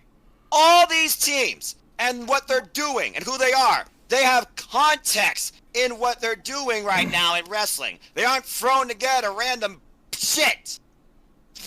Gee, what am I talking about? I wonder. Hi, Vince. Hi. How you doing? Oh God! Don't be Enzo. Anyway. Hey, Enzo. Hey, actually, I will say something about Enzo. Shout out to him real quick, because I don't know if anybody's seen recent matches on MLW, but man, like I swear I'm not even seeing the same guy. The dude can wrestle. He can wrestle. Yeah, he can wrestle, and I'm like, I see his tag match with the Hardys. Yeah, he can wrestle. I'll be damned. Yeah. I'll agree. I'll agree. Enzo. Can't deny effort. Can't deny effort. Enzo is doing some bits in MLW. Like, just shout outs to him real quick. He's actually putting in the fucking work. So as he should be, because if him and W. Morrissey go to Impact, don't be surprised if they team up again, because now it's absolutely warranted. They absolutely can they absolutely could be a part of that tag division there. So. Oh, I definitely agree. And it was speaking of going, I just had a thought. Oh Lord. Pac's no nonsense, dude. Hey, you listen. Pac's no nonsense. Hey, listen. Considering how Enzo kind of inadvertently played a role in Pac's fire in leaving, imagine if they address it. I agree. It would be fucking awkward, but it'd also be really cool, and the match would be way better than it was back then. So I'm for an Enzo Enzo and Pac match nowadays. Absolutely. Different worlds. I actually can go along with that. And then of course we had our last match that wasn't the main event, but of course we had Deonna Purrazzo and her Champ Challenge, where literally the Champ began her origin, winning the Reina's Championship against that very opponent that met her that night, Fabi Apache, and she came this close. Bro, I'm waiting. I'm just waiting for the day where we can have her win the Knockouts title again. Or at the very least, if she doesn't, I would love to see Thunder Rosa somehow win it, because I'd love to see a fucking winner-take-all scenario. Like, that would be nuts. Before we get that, we're about to get Deonna Purrazzo versus Mercedes Martinez. Fuck yes! Let's go, baby! Round 2, by the way. Round 2. I just have a suggestion. I have an idea. Walter wins. Yay. Anyways, what if Tony Khan decides, okay, Mercedes Martinez, it's going to be a while before we do the match, before we get Deonna Purrazzo in, so she's at Impact right now. Yeah. So, we want you to feud with Britt Baker over the title. Again, we got to wonder. We haven't even talked about her too. What is next? What's going to happen? What she's going to do? Yeah, that's a good No high nor tail, Donna Baker, Very good question. at all. Show maybe Guys, Fox. Maybe she shows up in the Owen. I could see her competing in the Owen. Maybe she competes in the Owen, or maybe she feuds with Mercedes, and we're finally going to get that match between Deanna and Britt. I can see her Maybe. I can see her being involved in Ring of Honor. I could see that. Yeah. I'd love to see. Speaking of things, speaking of stuff, guess who finally followed me on Twitter? Who? Follow you. Ooh. Thunder Rosa. Join the club. Rosa. Join the club. The champion that wants to be the champion of all women's wrestling. Put that in perspective. All women's wrestling. Yep. Yeah. I'm ready, man. What's your thoughts on that context, and how far you see her going with that? I'm ready. I'm ready to see where this goes. Like, for real. Like, if she wants to defend it in Stardom, go ahead and defend it in Stardom. You want to defend it in Impact, go ahead and defend it on Impact. Go for it, man. Ring of Honor, I'm too. here for it. I'm here for it, man. I mean, she works in Mission Pro. I would think that the first thing she would go after is maybe a Mission Pro Open Challenge. You can do Mission Pro as well. You can do straight on Mission Pro Wrestling as well. Yeah. I mean, they have the NWA Women's World Champion sometimes down there. By the way, Camille, she's unmatched. By the way, too. Oh yeah, you'll fit in NWA Camille, yeah, Camille. Well, shout out, Camille. Can we talk about what probably is the strongest women's champion in all of pro wrestling right now? No doubt, no doubt. No doubt about it. 100% bar none. Seriously, find somebody that could match her. She's going to surpass Jazz's record, in my opinion. There's a couple people in DPW. I just forget the names of them off the top of my head, but I think they could probably give her a run for her money. I'd love to see her defended against one of those people. Maybe James Darnell can get one of his girls into that championship matchup. Speaking of which, by the way, I want to talk about DPW for a little bit. Shout out real quick. Please do, because all I'm going to say is this. La Guerra Loca, welcome back to Impact Wrestling. Now we know who challenges Deanna's crowns. Both of them, too. Yeah. One's official at Rebellion. For real, look at, I know they weren't in Texas for WrestleMania weekend, but they still ran a show. DPW Fire has been a barn burner show. If you are a fan of pro wrestling, you owe it to yourself to check out Deadlock Pro Wrestling. I didn't expect much of it. I thought it was just going to be mostly a meme, but no, man. Like, John Blood, shout out New Legacy Inc., shout out James Darnell and Tony the Pizza Guy, man. They've really taken this shit as serious as you possibly can, man. It's its own identity in a way, too, when you think about, like, Terminus, for example, that focuses more on the grappling nature of wrestling as well, and it really has become a thing of its own, despite production issues. I don't even think they have production. I think whatever production issues there are, they're very minuscule. I think they really I agree. But again, with Fight TV, you always have production things. Like, when I was watching NJ Lone Star, at times... keep in mind, they don't do anything on Fight TV. They go by Patreon. So it's all funded by Patreon, Deadlock. That might be a big difference, actually. I love Fire. So far, Fire has really shown me, like, guys I never would have thought. Like, I already knew Kid Bandit was a part of. Shout out Kid Bandit and ATW. Shout out to Kid Bandit, part of the ATW family. Shout out to him. For real, like, I couldn't believe what I was seeing. Like, this shit ruled. Like, for real, like, they really know how to do good storytelling, and I'm really looking forward to every DPW Fire going forward. Lindsay Dorado fucking had a killer match over there. Renewed Spirit, Lindsay Dorado, Graham Talib, they're both doing incredible things across the board. Lucky Ali, who I never heard of in my life, man. What a great fucking heel. This dude is a fucking awesome heel. Love him. Love what they're doing with him. Chris Danger and the NDA. Love that tag team. It's really good. Their tag team division is something to look out for, because there are some teams I could see being called up. I literally said, no cap, in the comment section, watch for DPW, because there are some future stars here that you will see on bigger stations sooner rather than later. I'm almost convinced of that. Like, there were some really awesome teams. Right now, the Workhorsemen are actually going to be challenging for the DPW tag team titles against the winner of the NDA and TSF. I don't know if they already had that match yet, but I know for a fact that that's what's happening. So, owe it to yourself. Nice. And Whoever wins against Bojack and JTG is going to be fighting Oni Lorcan on that show. So that's another thing as well. So again, not only Lorcan anymore, but Bisquick, he already had a bloody classic with John Moxley at Bloodsport 8. Speaking of John Moxley, he came out during NJ Lone Star, Death Rider, and made his statement to Will Ospreay that he's out to make an example and prove his pride and his passion for professional wrestling and how much he loves this shit and what it means to him. I cannot wait for this freaking show in Chicago, guys. Yeah, I can't wait either. And by the way, Martin, I would say it's full on, yes, a racist promo, but here's the thing. They both agreed to it and they both went with it. So if they went with it, who cares? Anyway, continue. Sorry. No, you're fine. And again, it's one of those things like with Max Caster's rap where he dropped the Will Smith line in the Z-Pack. Obviously, that had to get approved by Tony Khan, so there you go. Yeah, exactly. Again, it's all about booking, folks. It all goes back to the booker and their team and the booking, all right? Exactly. You got to remember that in this industry, no matter where you are, in the professional wrestling or sports entertainment. So, that being said, though, yeah, Minoru Suzuki, Ring of Honor World Television Champion. He's been involved with Spring Break. He was also involved in NJPW against the debuting Killer Cross. Yes. Whoa. Yeah. Killer Cross, man. Thank God you didn't just stick with Sin. Yeah. Oh my God, I did hear about that. He was we over there for a bit. Minoru Suzuki called Killer Cross a fucking young boy, and that took Killer Cross to a whole nother level. Yeah, I'm ready. I'm ready for Killer Cross in New Japan. But he still got God-style power driver for his troubles. Yeah.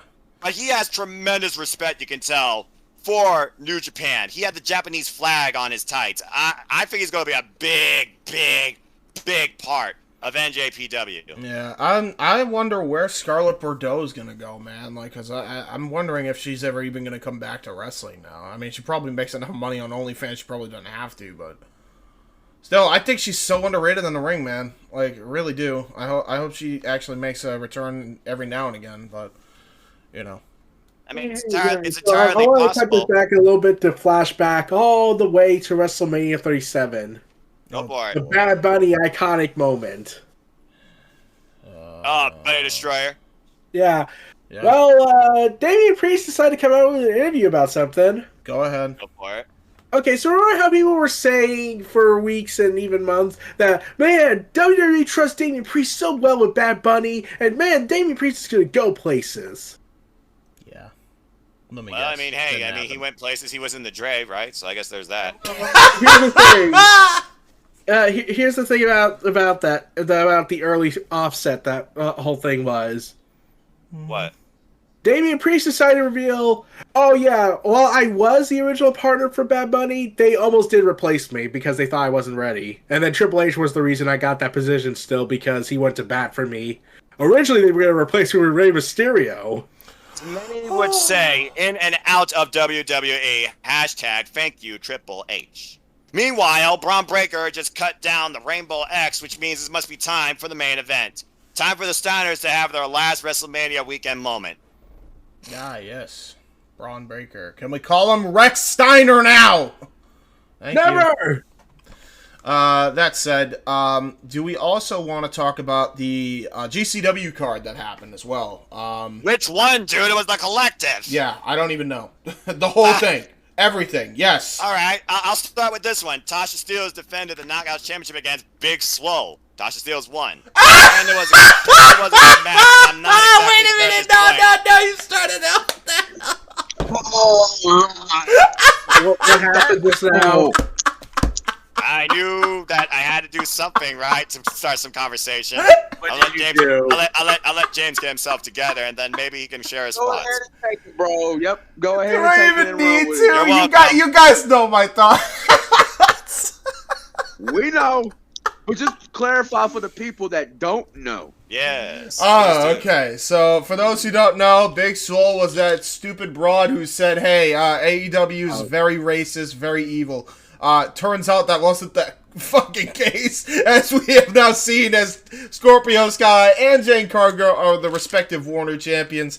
And, so much for that. Also, Private Party in a fucking major program with the goddamn Hardys. So, there's that, too. Oh, wait a minute. Scorpio. Hold on. Every week on Rampage and Dynamite, which Noah, King, and Eric all watch with me. We all do and watch it live, and I always make the comment, man, the lack of diversity in the show is so here we go. There it is. There it is. There we go. Get it out of your system. Hey, Big Swole, how was that lack of diversity in your Impact Knockouts Championship match? How was that? I saw so much non-diversity this WrestleMania weekend, man, bro. It's crazy.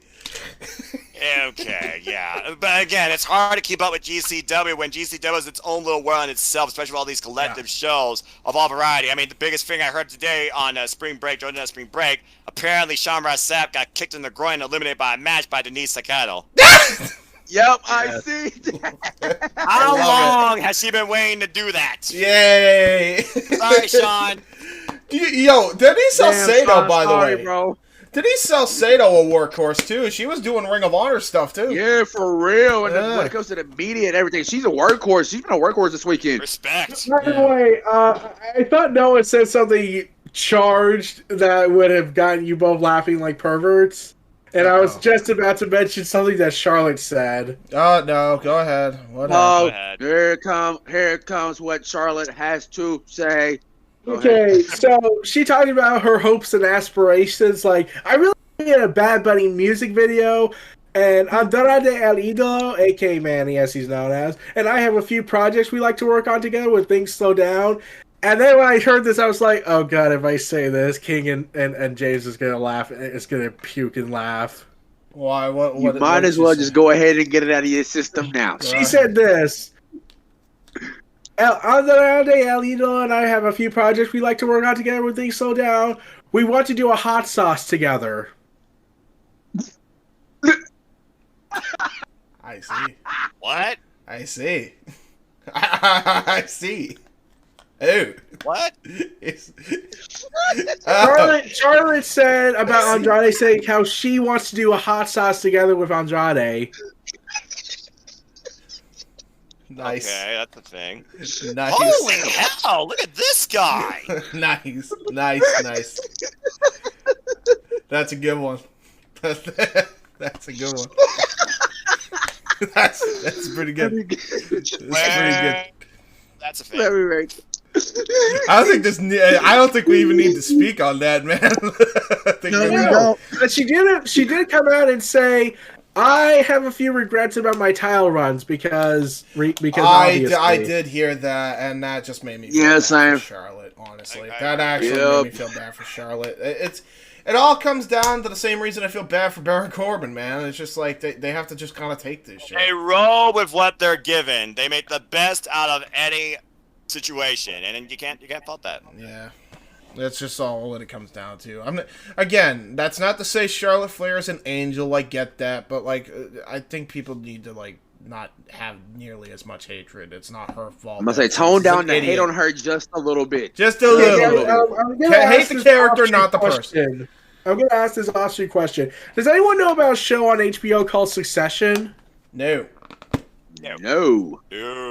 Okay, basically, it's about this family that has a father that has a multi-billion-dollar corporation, and they're kind of in this weird competition of war trying to compete for who gets the power.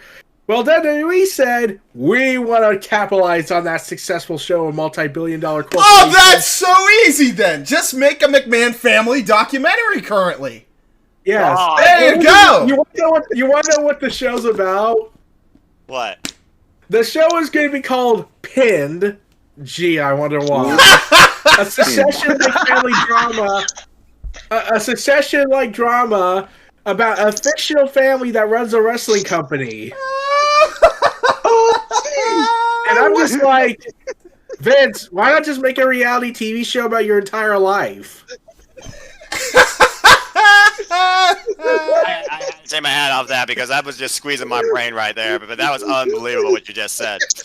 It's like, Vince, why not just make a reality show about your life with your family? I'm pretty sure Thanksgiving's pretty fun with you simply staring at each other, trying your best not to kill each other. I still can't. I'm sorry, Eric. I can't help it when you said the title of this show called Pin. Wow. Hey, Hunter, I gotta pin your shoulders in the hospital bed, pal. For the 3 count. I win NXT. It's mine now. Fuck. Oh, fuck.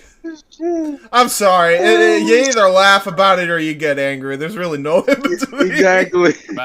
No, in the stupidest of situations, yeah, you just freaking gotta just roll with the punches. Speaking, you're gonna try and keep your sanity. Speaking of funny things, go with the rest of the GCW craziness, if you could. I mean, what is normal in GCW? I'm just saying, okay? The most normal thing, again, was a blood sport for me, because that's what I usually watch. And again, Marina Shafir, she beats Seta Zhang. Is she our future TBS champion? I think she should be. Yeah. John Moxley took on Bisquick, and Chris Dickinson beat Minoru Suzuki in a pancrase match via ref stoppage. Damn, there you go. Okay. Wasn't there a match between Tony Nese and some fat guy? I don't remember. I know Ninja Mac was on there, but then we saw what happened when Ninja Mac met Brian Cage. I saw Tony Nese do. I saw Tony do his running Nese onto the fucking light tube, and then him get fucking belly to belly through a door, and I'm like, yeah, that's GCW. Yeah, that's GCW. That's GCW to a T. But yeah, wait, James, that is the one thing we didn't talk about for Supercard of Honor. How far did Ninja Mac flew on those suplexes from Brian Cage? Yeah, dude! Oh my god! For real! Bro, he looked like Doug Williams on Hernandez's border toss. That's how fucking far he tossed him. And you know Ninja Mac is just like, yeah, I'll take that fucking bump. Of course he will. He's crazy. But hey, he had a hell of a kicking game until he got caught. I'm looking forward to seeing where this TBE goes with Khan and Tiana Loa and Brian Cage. I'm looking to see where this goes. Well, considering this is the trios and Ring of Honor has had 6-man World Tag Team Championships before, I think the writing speaks for itself. I have to make this comment about Ninja Mac. Why the fuck does he look like Hanzo Ma from a WCW NWO World Tour? Just a question. I don't know. I don't know what to say about that. I really don't. No words. I've got no words about that. Ali Catch had another great match. Again, she definitely is GCW's premier female athlete. Losing effort though. Respect.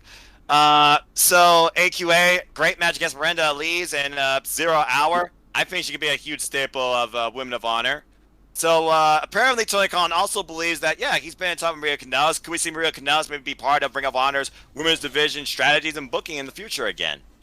No, do you think they'll do another collaboration with Impact with the Honor No More faction? I think so. I don't see one. I think so, personally. Guys, I just had the realization. Go ahead.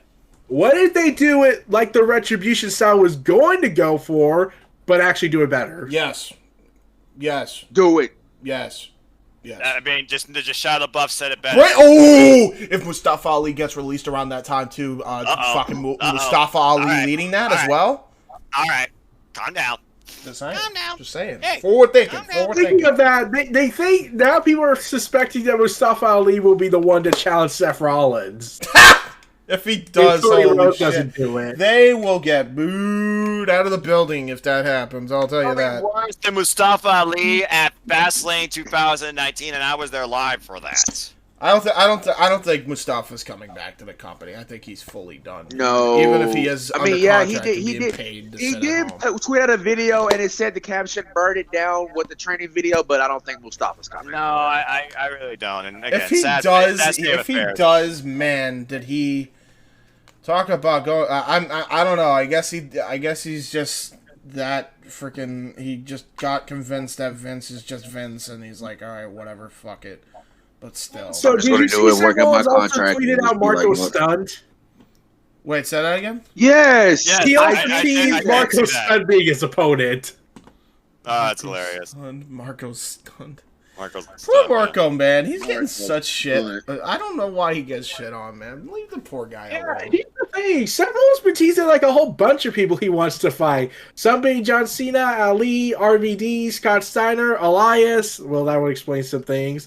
Bailey. Seth, it's almost like you should leave the WWE and stop defending their fucking garbage booking and go to some place that isn't jail.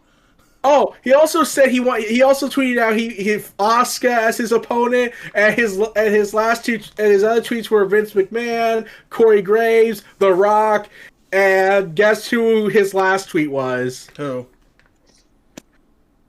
He posted a GIF of Will Smith saying "Love makes you do crazy things," so he's teasing Will Smith and him.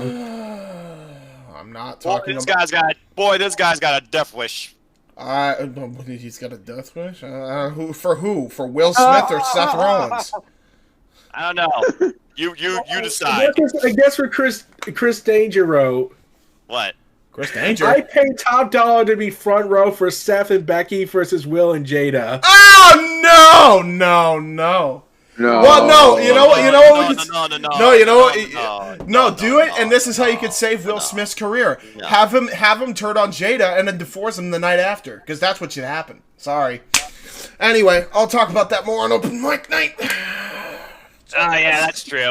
So let's go ahead and talk a little bit more about NJPW. Zack Sabre Jr. won the New Japan Cup. We finally are getting that revisit of Sakura Genesis. He said he came this close to tapping Okada. Next time he will. Could Zack Sabre Jr. upset the world and stop the reign?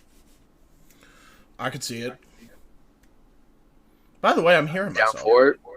By the way, I'm Pretty hearing insane myself. to think about. I know. It's just pretty insane to think about. I think it might be you, Eric. Just turn it down a little bit and we should be okay. As long as you can still hear us, that's fine. Anyway, that's all good. Continue. Six championship matches to be defended at Hyper Battle April 9th. Hiromu Takahashi taking on Evo. We got the junior tag and the heavyweight tag team championships. Could United Empire finally get a big freaking win? Yeah, no, it was a pretty big fucking win. Good for them, man. Like they're great. Yeah, I feel like United Empire is that faction that people really want to see thrive and are definitely invested in. Yeah, like Great O'Con's been growing on matches, me. Great O'Con especially has been growing on me for sure. Oh, like, God. Like O'Con. I don't get the gimmick still, but as a wrestler, he's fucking sound.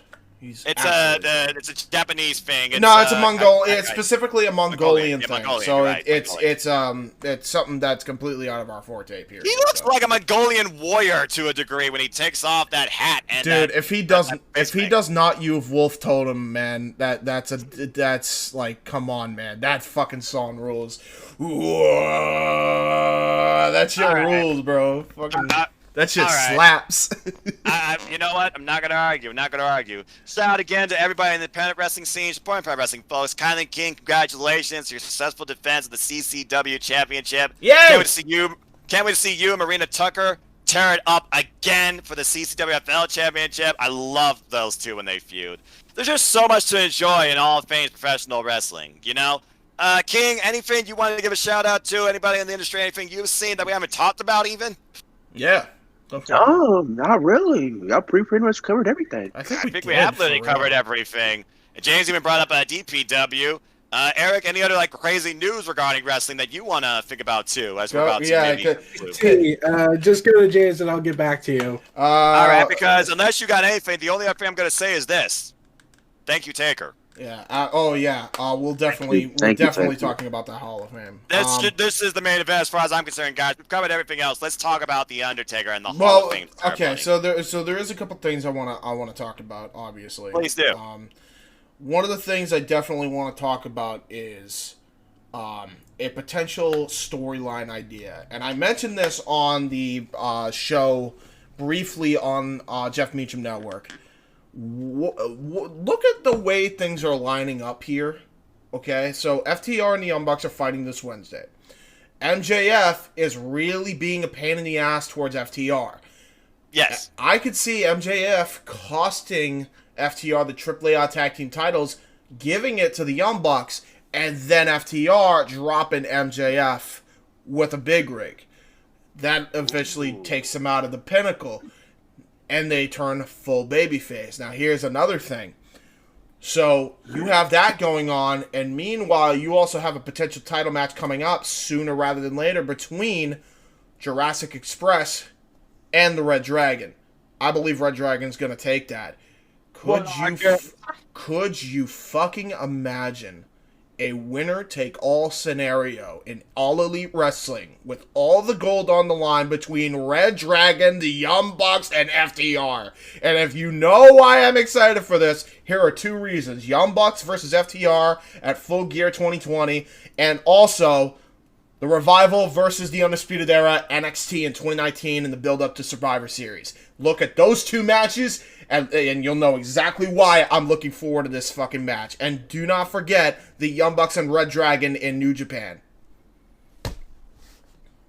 Again, you're setting up something that is the scale of Tokyo Dome main event at Wrestle Kingdom. And there goes King. There goes King. You broke King. Hey, so actually, I got some positive news. Yay! Before you do that, though, what do we think of that idea? You think that's where they're going to go? How about, can we also add DIY just for continuity's sake?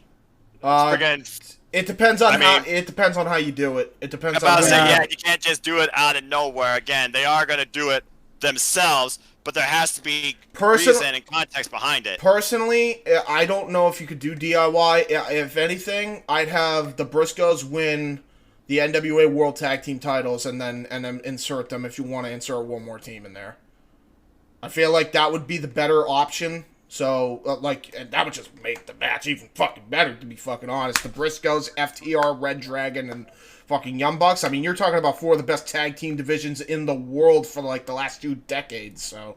No doubt. No doubt. You're definitely not wrong there, my friend. No doubt. Yeah, I had an idea. If DIY ever reformed outside in AEW and they did a Fatal 4-Way match for a ladder match, you want to know what I would call for poetic justice? Go ahead. What would you call?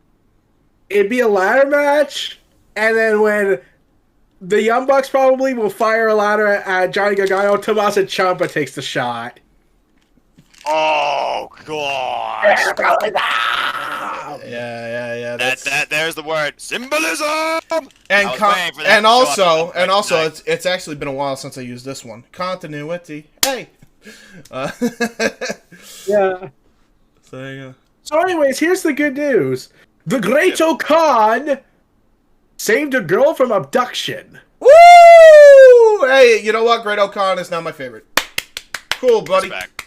Respect. Yeah, apparently he saw on March 29th at 8:59 p.m. in Japan, he saw an intoxicated man harassing a girl and grabbing her by her shoulders. The girl told him to stop and ask for help. O'Khan grabbed the man with one hand and put a stop to the incident. He reportedly calmed the girl down by talking about pancakes and telling her he was from New Japan. Aw, that's cute. That's awesome. That's sweet. That's a sweet moment. What a Great O'Khan now turns babyface along with the rest of the Empire. I don't know about that. I don't think it would work. Yeah, Commonwealth Kingpin, come on now. That's Will Ospreay to a T. That ain't a character. That being said, this is the guy that friggin' cuttered his old girlfriend, who, again, Bea Priestley, get well soon.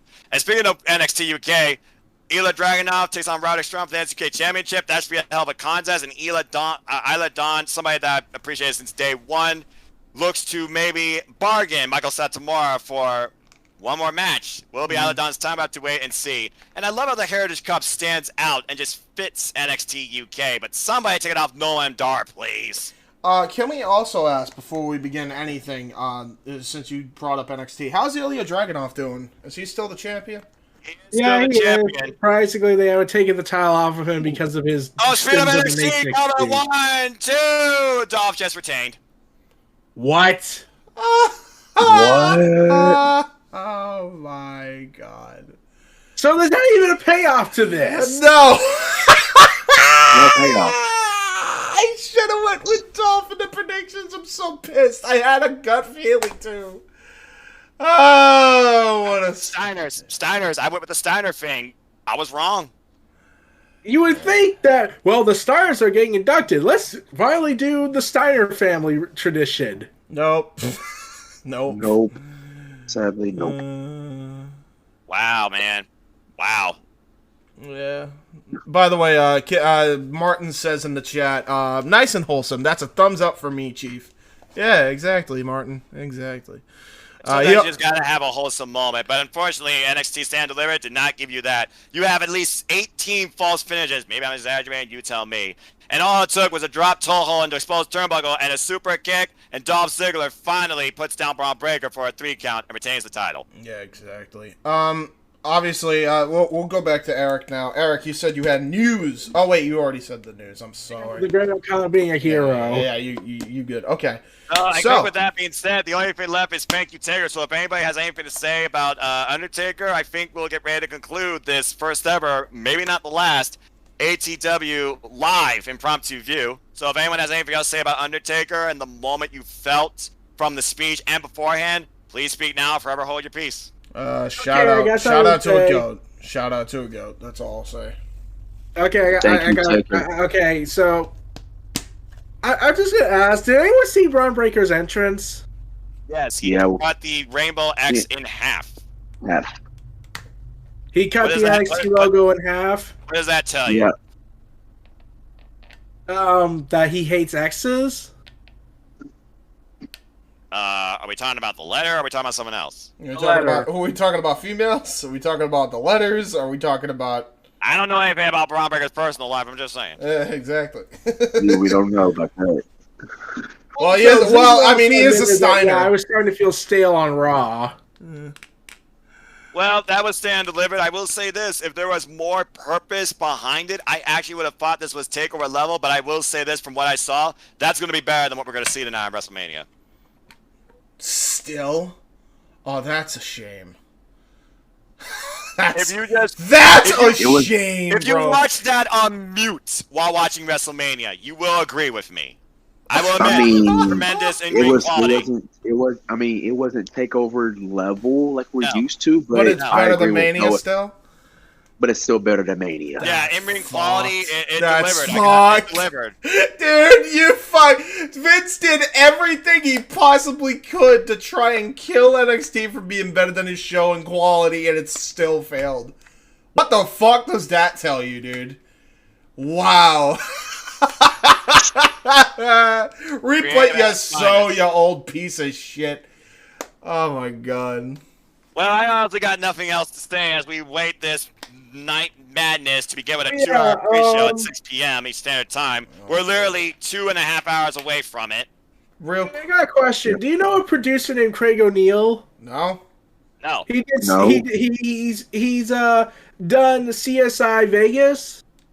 Okay, No, I only watch pro wrestling, so... Yeah, I know. Apparently he's going to be the executive producer and writer for Pinned. Pinned. I still can't believe the name. Pinned. Welcome to Pinned. Yo, that's just as bad as if like a random dude was named the world champion and his name was Paul. Ladies and gentlemen, the greatest world champion of all time, Paul.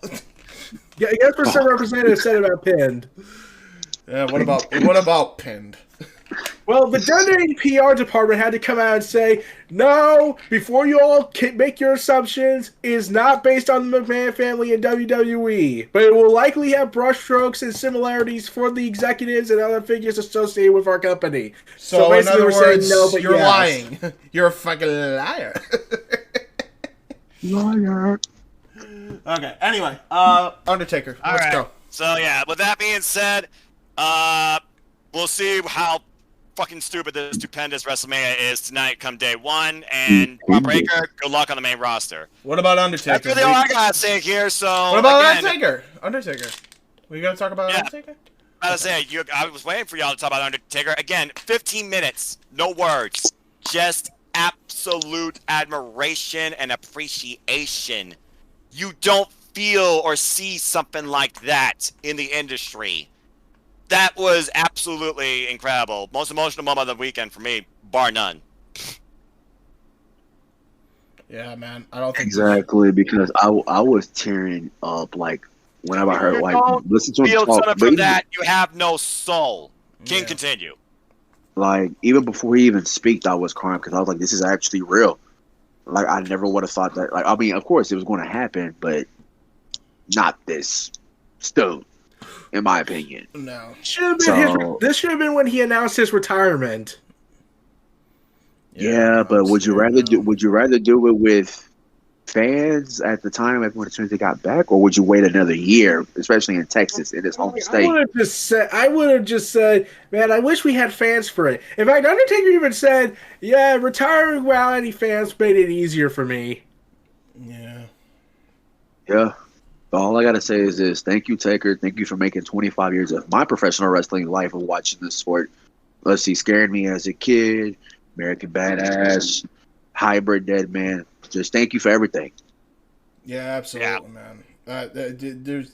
There's not enough that can be said about the legacy that Taker will leave. I think he left the industry in a lot better place. Still doing the video. I'll do it afterwards. He definitely did leave the industry a better place, and I really do hope this is his last ride, truly. And I'm not saying that because, just because, like, I want him to enjoy his life, man. You don't need to do any more special appearances with Michelle McCool, 100%. So yeah, bar none. You took the words out of my mouth again. He literally owes nothing else to this industry in and out of the ring. Enjoy the rest of your life. Thank you, Undertaker, Mark Calloway. 100%. God bless you and your family. Yep, 100%. What a pretty good show, I say. Yeah, I would say hell of a ride. One thing for sure, hell of a ride. And a hell of a ride here, guys, as we literally have probably made a record for the longest ATW View in this first-time experience. Maybe not the last two. James, again, I got on your case earlier, but I admire you, man. You put in the work, and this really did work out. This was a hell of a lot of fun, too. No editing needed. And thank you, everybody who tunes in now, later, for this ATW View. So with that being said, on behalf of the entire ATW crew, follow everybody here, follow everybody in the family. Just enjoy life and enjoy professional wrestling. Protect your mentality, too. On behalf of them, I'm going to bid you all a fine adieu. Enjoy your stupendous WrestleMania sports entertainment experience. Not judging. I just hope it delivers for what you hope it could bring too. But until next time, goodbye and not good day, because I know some of you on the other side of the world. Truly, good night. Also, before we end the show, don't forget to check out two things. There's 2 live reactions, apparently. Check out Martin's if you want to see just a solo reaction. And also check out Noah and I on Jeff Meacham Network. We will be doing commentary for both nights of WrestleMania. Michael X will also be doing commentary for night 2 of WrestleMania. So that should be a fun time. And with that said, good night. No joke, James. No weird joke or weird gimmick or weird intimidation with Danhausen not able to curse Hook. That's a fair point. Let me just do that real quick. Very nice, very evil, very weekend, very mania. See you next time. Done. I'm gonna win. And the delay of the friggin' loaded out.